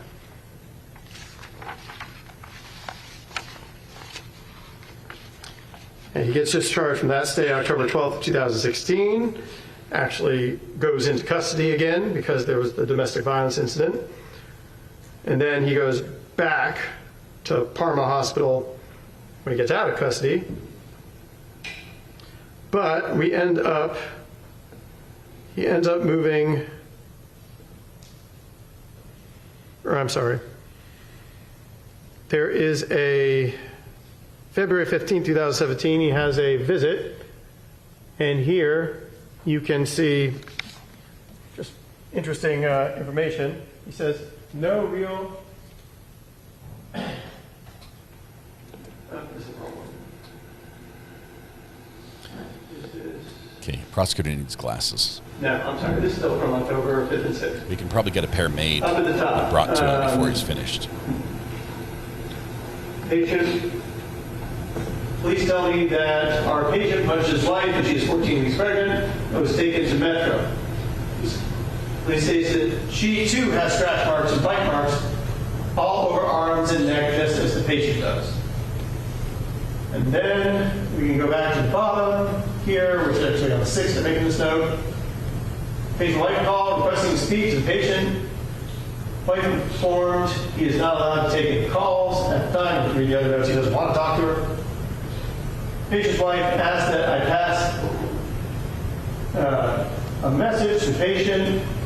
Their daughter was seen in the emergency department for a dislocated elbow, but is fine now. Why is she telling him that? Patient informed the message stated that his wife is an effing liar, and there's no way that could have happened. Why is he saying that? She's trying to indicate to him, you did hurt the child. And he's lashing out, no, you're a liar. So then the next record after that, patient verified his daughter's name and date and birth date, was informed that she was in fact seen in the emergency department for an elbow dislocation. Now patient's requesting a phone call to his wife.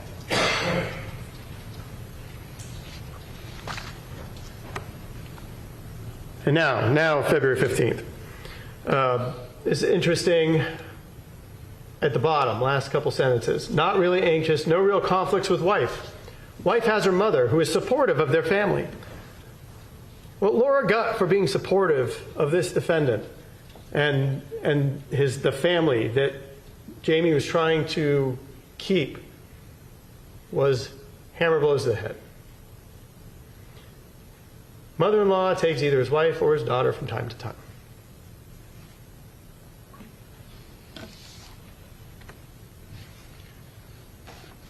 And March 2nd, 2017, if you look through the records, you can see it's another, the defendant calls 911, says he's thinking about suicide. They come, they get him. And he says, when they go through the checklist with him, screen, is he safe at home? Yes. Afraid of someone hurting you? No. Suspected abuse or neglect? No.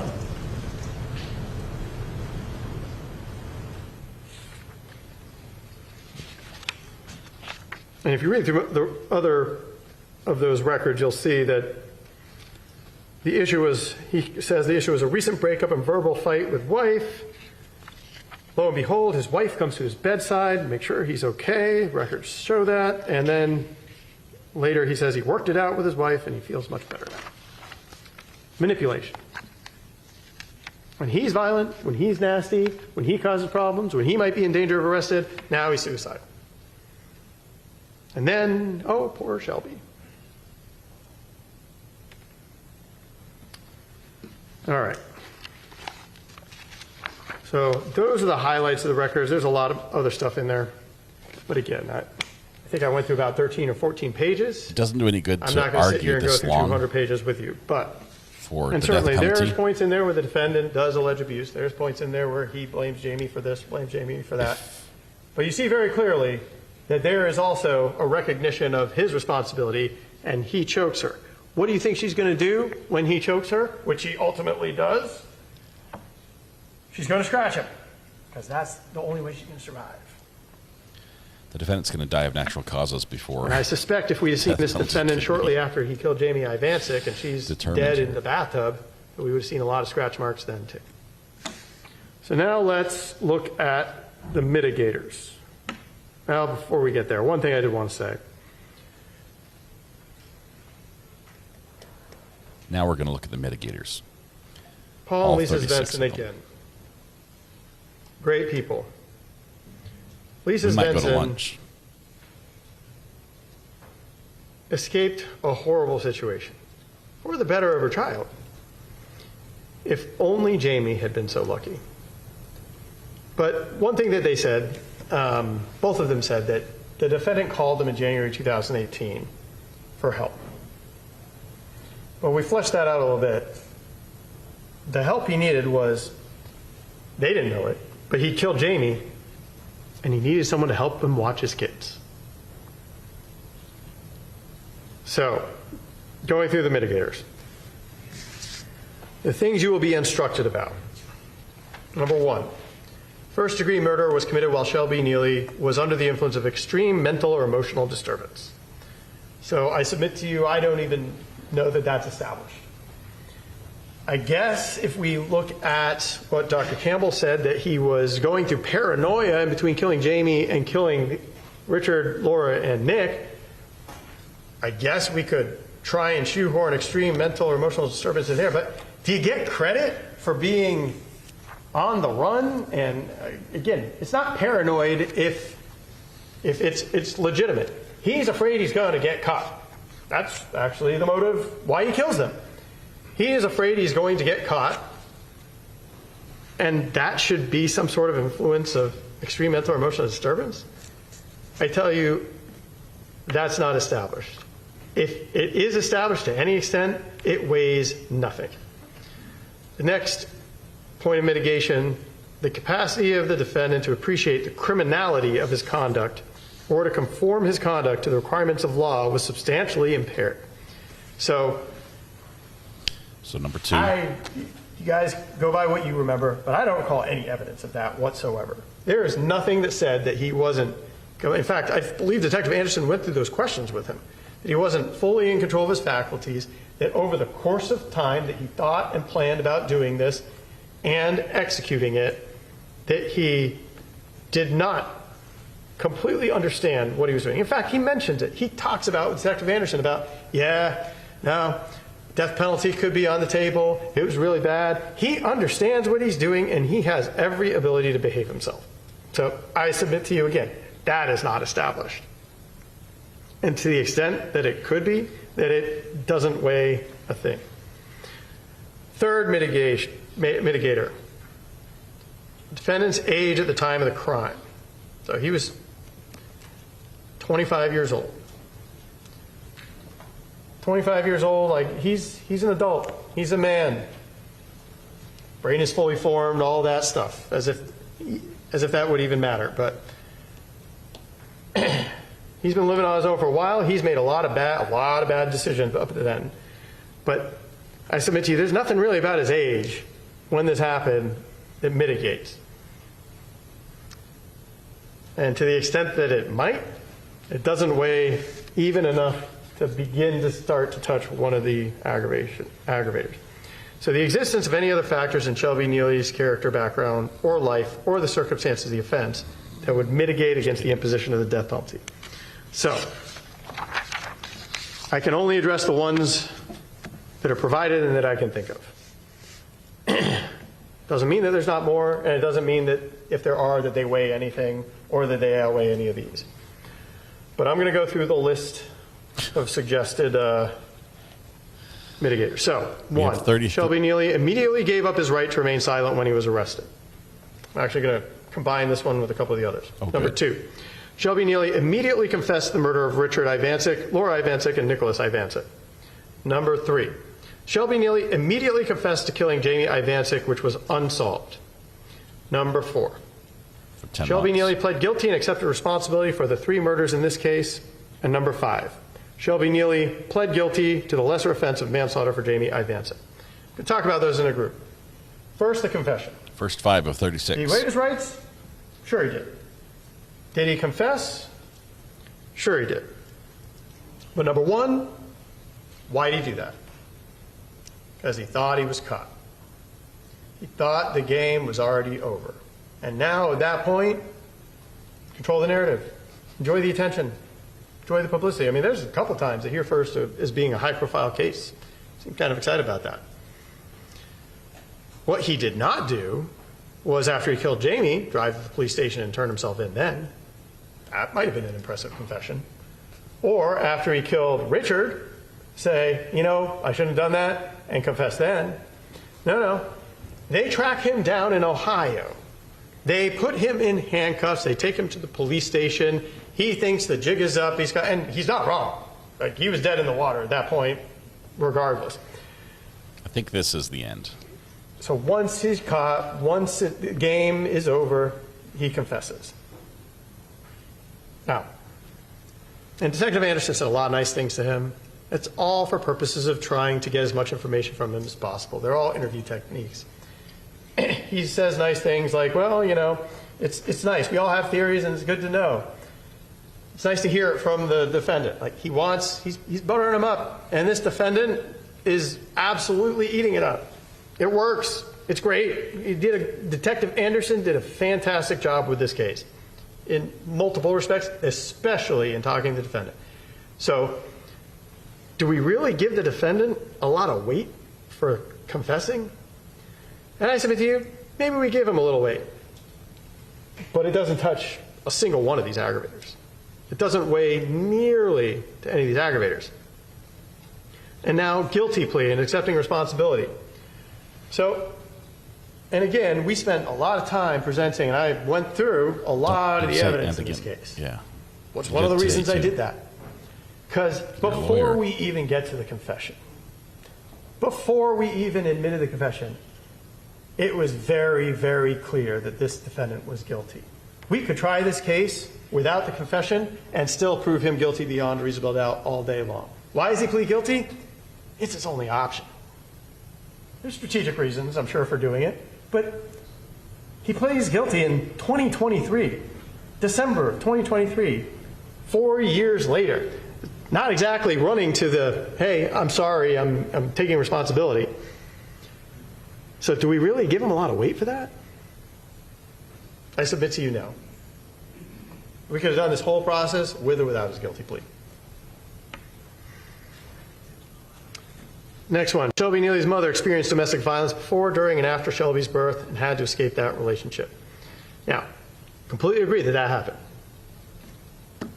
No disagreement there. But what does it really mitigate for this defendant? Lisa Svensson is not on trial here. If she was, potentially a decent mitigator for her. Still wouldn't weigh nearly as much as any of these things. But for the defendant, he wasn't even old enough to remember or experience any of that stuff. Thankfully. And because his mother made sure of that. But so do we weigh heavily or at all those facts? Number 7, Shelby Nealy was sexually abused by his stepmother at age 15. Well, let's talk about that for a minute. The only one who says that is the defendant. The only one that he appears to initially say it to is Dr. Campbell. And then, Dr. Holmes. And then they compare notes, and then Dr. Campbell asks him about it. I mean, there are many contacts this guy has with medical professionals about mental health. And he is wearing his sleeve, his emotions on his sleeve all the time. That never comes up. And honestly, it sounds more like a porno fantasy of this defendant's than it does reality. So I submit to you. Bingo? Did anyone get a bingo there? I submit to you. Just checking. That has not been established. It probably didn't happen. And even if it did, not once does he talk about it or bring it up in any up until 2023. So clearly was not a significant factor. And they say sexually abused, and sure, an adult should not be having sex with a 15-year-old child. But I don't know that it was something, if it happened, that he was against or that he was upset about. So again, no weight. Shelby Nealy's biological father had rejected him and abandoned him as a child. Yeah. Yes and no. I mean, I want that sound effect. Yeah. I would give him, so I lumped that with number 9. Shelby Nealy's father, biological father, committed suicide one day after his 17th birthday, and Shelby was inconsolable and believed it was his fault. Now, no doubt about it, Bobby Nealy sounds like a terrible human being. He didn't kill 4 people, but glad that Lisa Svensson escaped him, glad that she got the defendant out, and sure, that is something in his background that perhaps provides some mitigation. But everybody comes from somewhere. There is no such thing as the perfect childhood, or the perfect parents, or the perfect situation. Everybody has challenges. And in terms of this, his mother did everything she could to protect him from that. And the reality is he really didn't have much of a relationship with this guy. And although this guy committed suicide, this was not the glowing father figure that had been there all his life that he suddenly lost. This was just a miserable human being who maybe there was a potential to try and build a relationship with that he never had. And you know what? Paul Svensson is 100% better, and the defendant has the advantage of him.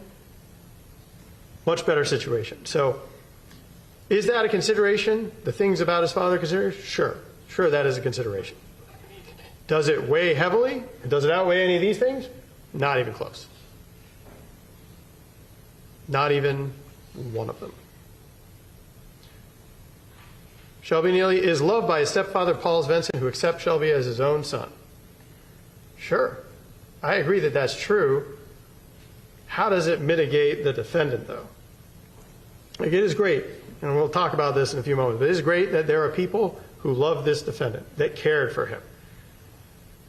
You know, I'm not sure which would be worse, people loving him or if people had hated him all his life and he had a miserable upbringing, something, because by most accounts, with a couple of bad things, like his biological father committing suicide, he really had a good childhood. He even says so to Detective Anderson. I had a good childhood.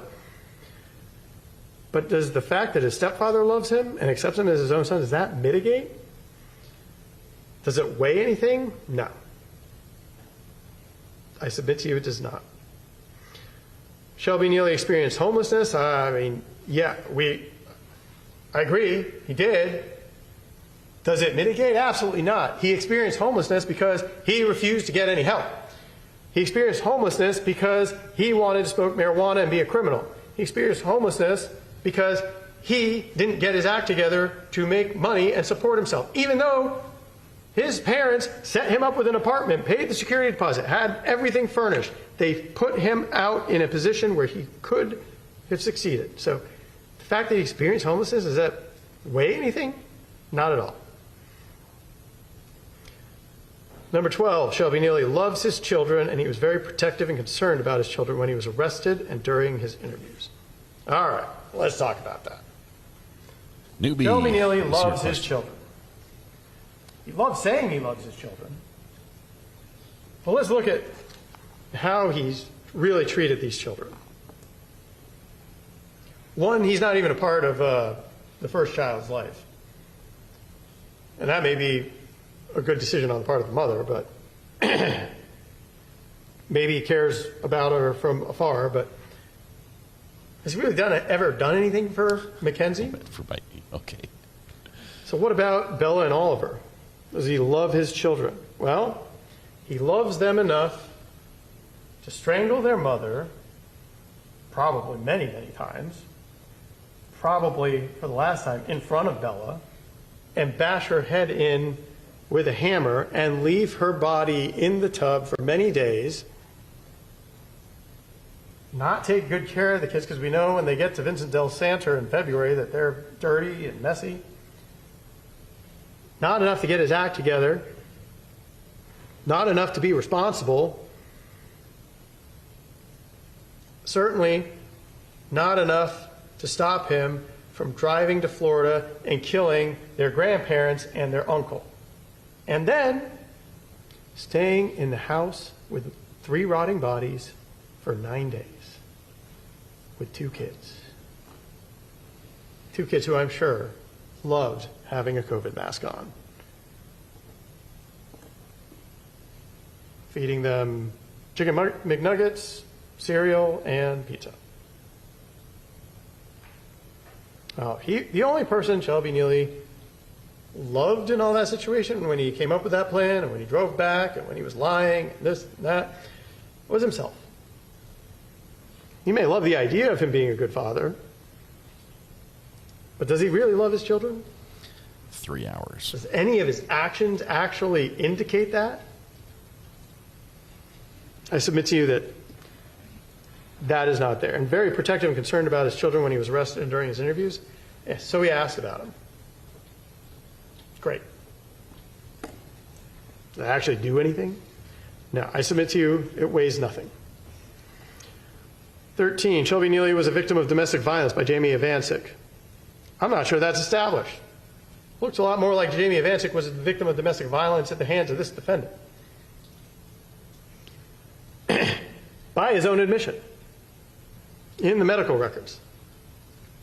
So I submit to you that not established, but even to the extent, clearly he did suffer injuries at her hands. He's about to interrupt. No dispute about that. Lunch break. Probably justified, probably warranted. But to the extent that he suffered those injuries at her hands, does that mitigate anything? Does that mitigate him coming and killing Richard and Laura and Nick to cover up killing Jamie? No, it doesn't weigh. None of this stuff weighs. Number 14, defendant was immature and naive.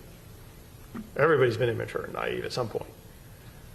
I'm not sure what we're talking about there, but immature and naive doesn't weigh. During the last 6 years, Shelby Nealy has spent his time constructively, including writing a self-published book. Well, he had a team around him to help him do that. Did he do that? Yeah, great. Is it established? Sure, it's established.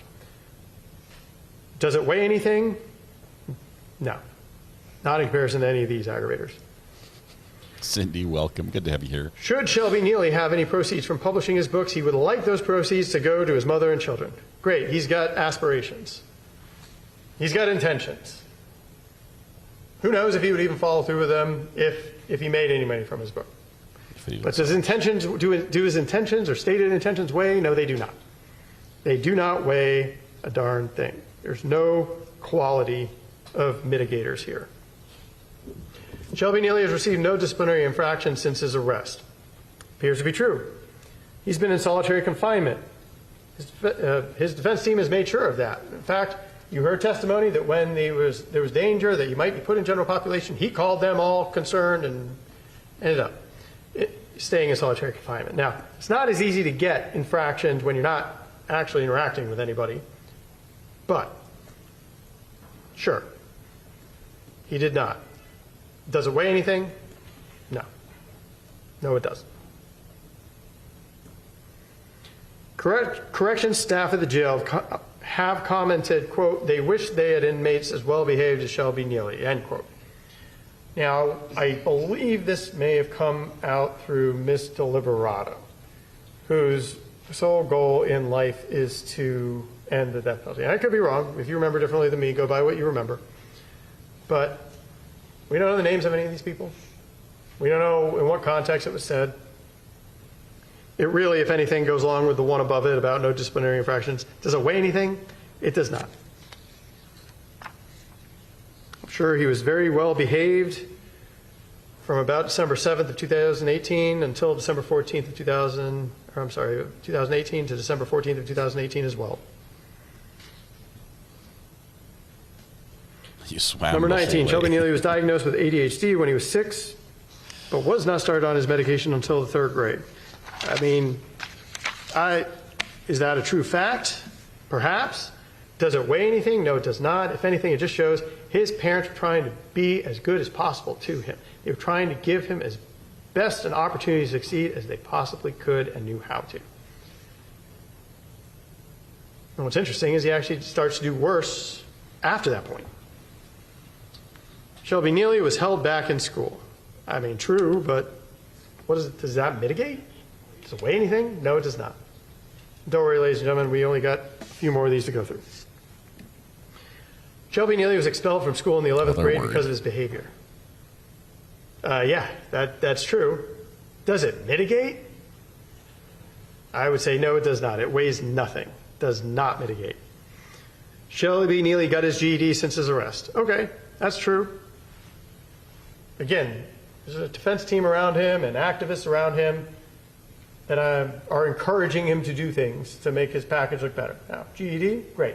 Glad he finally did it. Is it mitigation? Okay, sure. Does it weigh anything? Make your package look better. Doesn't weigh anything. But would have been nice if he had done that way back in 2012 or 2013 and put himself, taken advantage of the good opportunity his parents were providing him and taken advantage of that and put himself on a responsible course at that point. Shelby Nealy got a certificate for a paralegal degree since his arrest. Again, same thing. Is it true? Sure. Does it weigh? No. Defendant has been Baker active 5 times, first time when he was 19. Okay. Sure. You can go look through the records. It happened. But does it weigh anything? I mean, again, there appear to be over and over suicidal threats or suicidal thoughts every time he gets violent with a wife of his. He was diagnosed with major depressive disorder. Sure, Dr. Holmes diagnosed him with major depressive disorder. We talked about that a little bit earlier. Does it weigh anything? It does not. He is diagnosed with dependent personality disorder. Again, doesn't play into the facts of this case at all, really. Does it weigh anything? It does not. He has been prescribed antidepressants for most of his adult life. I mean, sure, but what does that weigh? Nothing. That only shows that people have been trying to help this guy all of his life. All of his life. People have been trying to prevent him from getting here. But he was determined to get here. Defendant is diagnosed with PTSD. Again, same as the others. Basically, he has PTSD because he killed 4 people. Does that mitigate? Not at all. Does it weigh anything? Not even a little. Defendant loves his brother Alex, who had stage 4 cancer. It could be true. I'm not sure what he's done to give any indication that he loves his brother, other than perhaps say it and continue to be selfish. Certainly, he didn't love his brother enough to not use drugs and be a good example when they were growing up, and instead caused a lot of pain. Caused a lot of pain for his parents that they had to deal with the defendant instead of being able to raise Alex. So I don't know that that aggravator is established, but certainly it doesn't weigh. Defendant scored in the memory section of the standardized neurological testing in the 1st percentile, which means 99% of the population score higher that he does. We talked about this already. I mean, did we have somebody who testified to that? Yes. Did he get paid a lot of money to testify to that? Yes. And does it weigh anything? No. Shelby Nealy has defendant has had neurological testing that reports that his brain is abnormal. Okay. Does it weigh anything? No. And again, about 7 pounds, right? Is the brain? Dr. Woe got paid a lot of money to say that.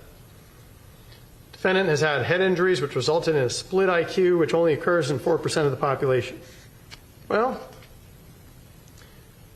Not sure it's completely established. I believe Dr. Rowe may have opined to that and dated back to the December 2012 head injury, which defendant was still a violent criminal before then, continued to be a violent criminal after that, but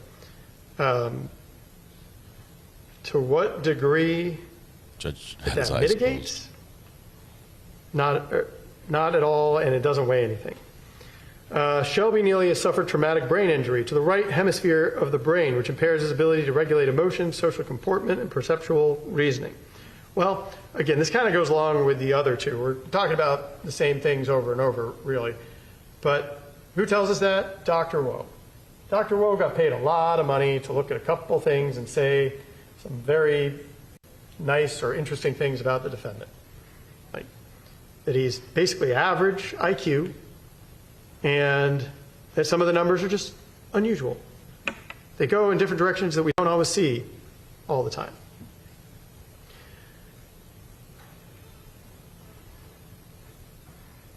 In 2012, at the age of 19, defendant was choked, fell, and hit his head, causing intracranial bleeding with neurosurgery consult recommended, but he left the hospital. Yeah, I guess we didn't focus on that part of it. He was in the hospital. They said, let's keep him under 24-hour observation. And the defendant decided, nah, I'm not going to do that. I'm going to leave against medical advice. But he wasn't choked. There's no indication that happened. I read you some of the things. There's other things in there. He got hit because he got in a fight because he was collecting a debt. Does that weigh anything? That he got himself into trouble? No. He has expressed concern for the safety of his family and friends. This is a fun one. Expressed concern for the safety of his family and friends. He expressed a lot of concern for Richard and Laura and Nick and Jamie. All kinds of concern for them. Even after they were dead. It was so nice.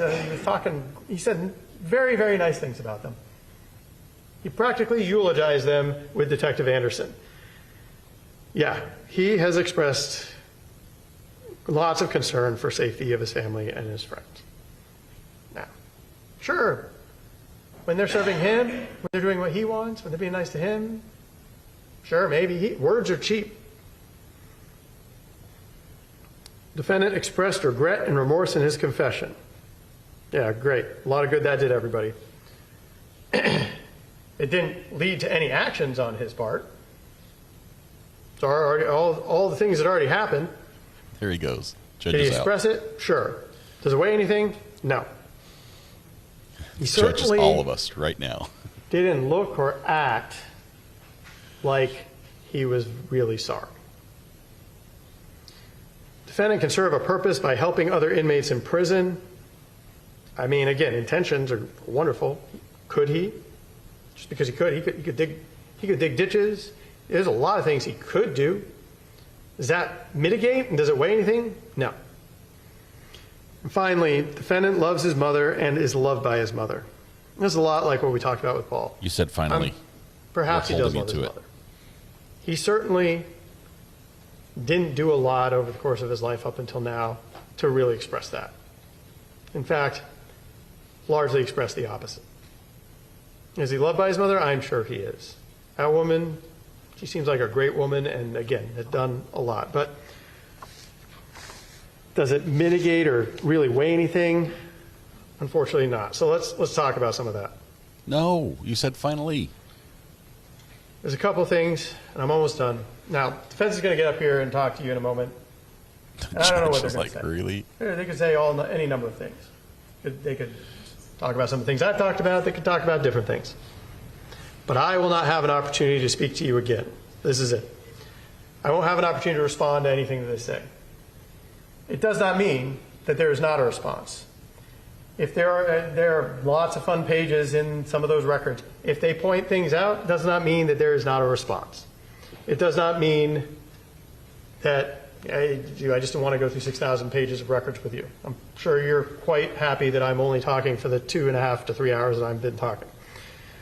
It's 3.5. But I do expect, I don't know, but I expect that the defense may show you photos. They're going to show you photos of the defendant when he was with his family and they were happy.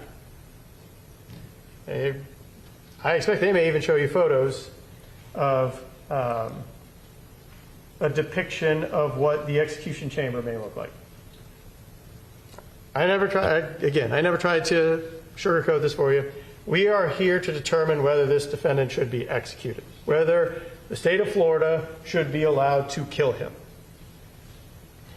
And I submit to you that those are appeals to emotion, pulling on your heartstrings, really have no place.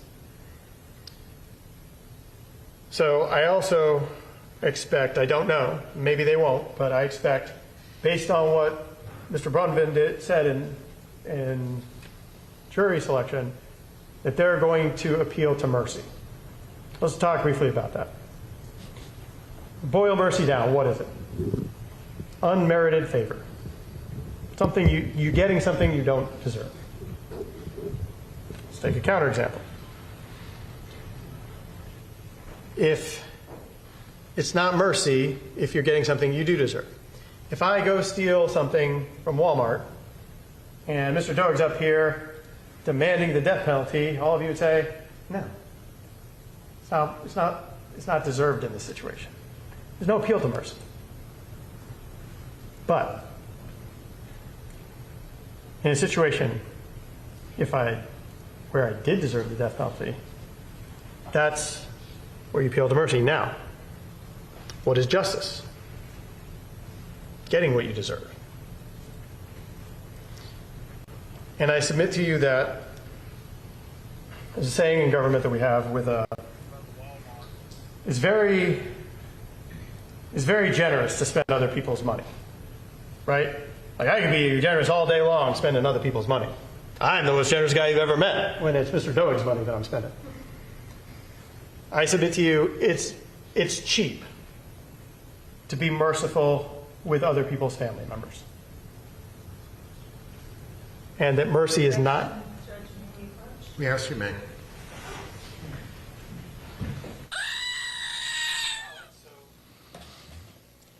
It's cheap to be merciful with other people's family members. He's speaking to the jury. He's not talking about something that Mr. Nealy did, because Mr. Nealy didn't show mercy to other people's family members. By the way, I had my son made chicken cordon bleu, starting and finished, and now I'm about to eat them right now during this closing. It's delicious. Smell. Oh, that is good.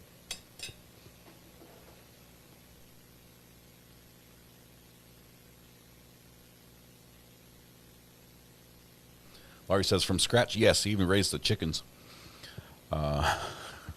It's completely, no, it was frozen from Sam's Club.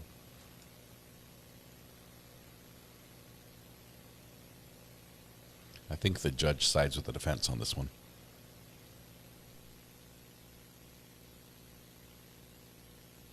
Mr. Pickles, yes, these jurors were selected and approved for a death penalty. They did answer appropriately all the questions, indicating that they could, if proven, return a verdict of death. So, ladies and gentlemen, a couple of things the judge is going to instruct you on. Your decision should not be based on sympathy for anyone, because you feel sorry for anyone, or because you're angry at anyone. We're not asking you to sentence this defendant to death because we're angry at him, or because you should be angry at it. Now, there's a lot of reason to be angry at him, but that's not the reason. Similarly, there's a lot of people to feel sorry for in this situation. Sure, you heard from a lot of the family of the victims. You also heard from the defendant's family. And they're all of them have been victimized by what the defendant has done. Defendant's parents, his family members, all of them. He has left in his life a complete wreckage of people around him. And there's a lot of things to feel sorry for about that. But that is not why we're asking you to sentence him to death. It's not lightly We've taken 2 weeks to present evidence and testimony to you so that you understand the situation, so that you know the facts. It's not likely that we do all that, but I submit to you, it should be easily and firmly that you deliberate and find that this defendant should be sentenced to death. Now, it is only necessary that 8 of you determine that he is sentenced to death. And the judge is going to do a great job in instructing you about the different findings. First, you find that the aggravators are committed for each victim. You go through and find whether the aggravators have been proven. And I submit to you, they're all so easy in this situation. All of them are proven. Then you weigh those aggravators, which I've given you examples and we went through it together. You weigh them and none of the mitigating circumstances here come close to outweighing even one of these aggravators. And then you determine if the appropriate sentence. All right, members of the jury, obviously we've been discussing the law the whole time. After the closing arguments are concluded, I will instruct you on the law again. And the verdict forms are pretty self-explanatory as to what you have to do. So please rely on the jury instructions at the end of the case here. All right, you may conclude now. And then ultimately you get to the decision, should the defendant be sentenced to death? Is that the appropriate punishment for what he has done? And again, I've gone over it now, ad nauseum. Absolutely. You can't get around this. If he had just killed Richard, he'd be looking at a life sentence. But he went beyond and beyond and beyond. And so we're asking you, now again, with as few as 8, then the defendant can be sentenced to death. If fewer than 8, then it ends right here, he gets life in prison. But if as few as 8 determine that he should be sentenced to death, then the proceedings go forward. But I'm asking you, there's no reason for you not to unanimously come back with one voice as a jury to determine that this defendant, what he has done, the crimes that he has committed, the people that he has killed, and the aggravators that he has accumulated, that he has earned for himself the ultimate punishment that the state can give, and that is that he be executed. Thank you. Thank you, Mr. Sarabia. All right, members of the jury, it's well past lunchtime, so we'll go ahead and give you an hour for lunch, and then we'll hear the closing argument by the defense, then we'll go through jury instructions, and then you'll go back and deliberate. All right? Don't talk about the case yet, not until you go back and deliberate. Please leave your notepads on your seats, folks. All right, we have a poll that's been up. I have to point this out. It's the poll says, what verdict will the jury return? When I first put the poll up, it came in 69%. Said death penalty. And the longer the prosecutor talked, that has just dropped and dropped and dropped. We're now down to 64% on death penalty. Maybe there's something in there the prosecutor should learn. I am worried. I'm worried that if for some reason the jury does come back with a unanimous verdict of death penalty, all right, very good. All right, so we'll see you back in an hour. The prosecutor will think that it was due to his verboseness, and he will continue doing this in future cases. It is a concern I have. I'm worried about this. We need to know what cases this prosecutor is on in the future, so we do not follow them. Kid you not. This is rough. Anyway, we get an hour for lunch, and I've got half a chicken cordon bleu left, so it's delicious. I will eat it here as soon as we go to lunch. But we have a call. Hang on. Hello. Hello? Hello. Good morning. My name is Sabrina. The new state guidelines have changed the Medicare policies for your state of Utah. We have to check the benefits available for you. I believe you already have Medicare Part A and B, correct? I do. Perfect. You qualify for the benefits. I am forwarding you to our supervisor. Please hold on.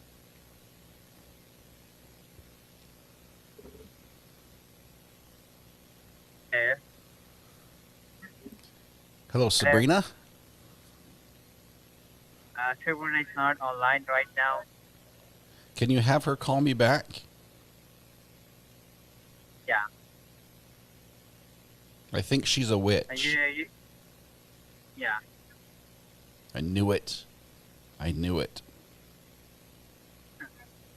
What's her name? Her name is Sabrina. Sabrina. I think. No, your name. She didn't Your tell me name, my so I name. can She tell just told me Sabrina. her name. Oh, my name is Dwayne. So what's Dwayne? Yep. I will tell Sabrina Dwayne called you and he wants to speak with you, okay? About about her being a witch. Can I give your number to Sabrina? Go ahead. Yep. She's got it. She called me already, so she's got it already. Yeah, okay. Scam. It's a scam. All right. With that, we had to have a little levity. I know we've got something to watch that Josh has given us. Josh, how long is it again? I'm worried we need the palate cleanser at the end while the jury deliberates. And Josh honestly has gone out fishing. My mod literally went out fishing in the middle of this. He's like, I've had enough. And he's sending me pictures of fish on the dock that he is catching right now. It looks like he just caught that looks like a trout to me, maybe a small bass. But all right, we're gonna go to lunch and we'll be back with the defense closing arguments, and the defense is going to explain why they're going to explain to the jury why they should not return a death penalty verdict. And they're probably going to have some snarky things to say about the prosecutor because this is the last chance they get to make an impression, and they're a little desperate. It's 23-minute clips. It's 23-minute. Yeah, we're going to watch that after lunch, or probably while the jury deliberates. That's about how long the deliberations just might be. So, sounds good. Thank you. And for the record, it's a catfish. Okay. Okay, I see catfish now. It was on its back. That makes sense. Oh, it's got the forked tail. The forked tail should have been a dead giveaway. Is that a channel cat? I think it's a channel cat. Josh caught a fish, guys. It's here on my phone. All right. We're going to go lunch. We're going to go to lunch when we come back. We're going to continue where we left off with this case. Then the jury will have brief jury instructions. I think the judge will be pretty quick on those. And then we're going to have deliberations. I'll make a portal so you guys can continue talking about this stellar closing. The stellar closing we've had. Wait for it. Schedule screen.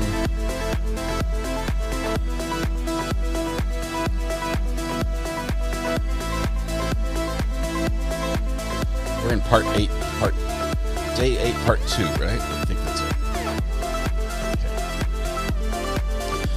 Okay. All right, tonight when you go home, please hug the people you love, smile at someone, make their day just a little bit better, and please stay safe till we go live again in 1 hour, which would put us at, let's see, it's 1:30 now, so 2:30. We'll do 2:15. Probably about 2:20, to be honest, but why is it not letting me?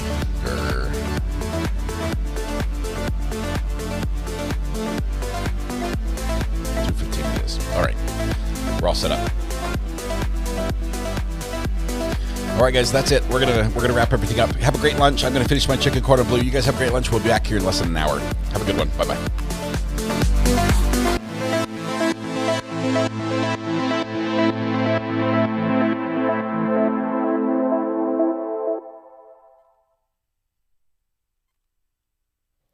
Wait for the portal. Wait.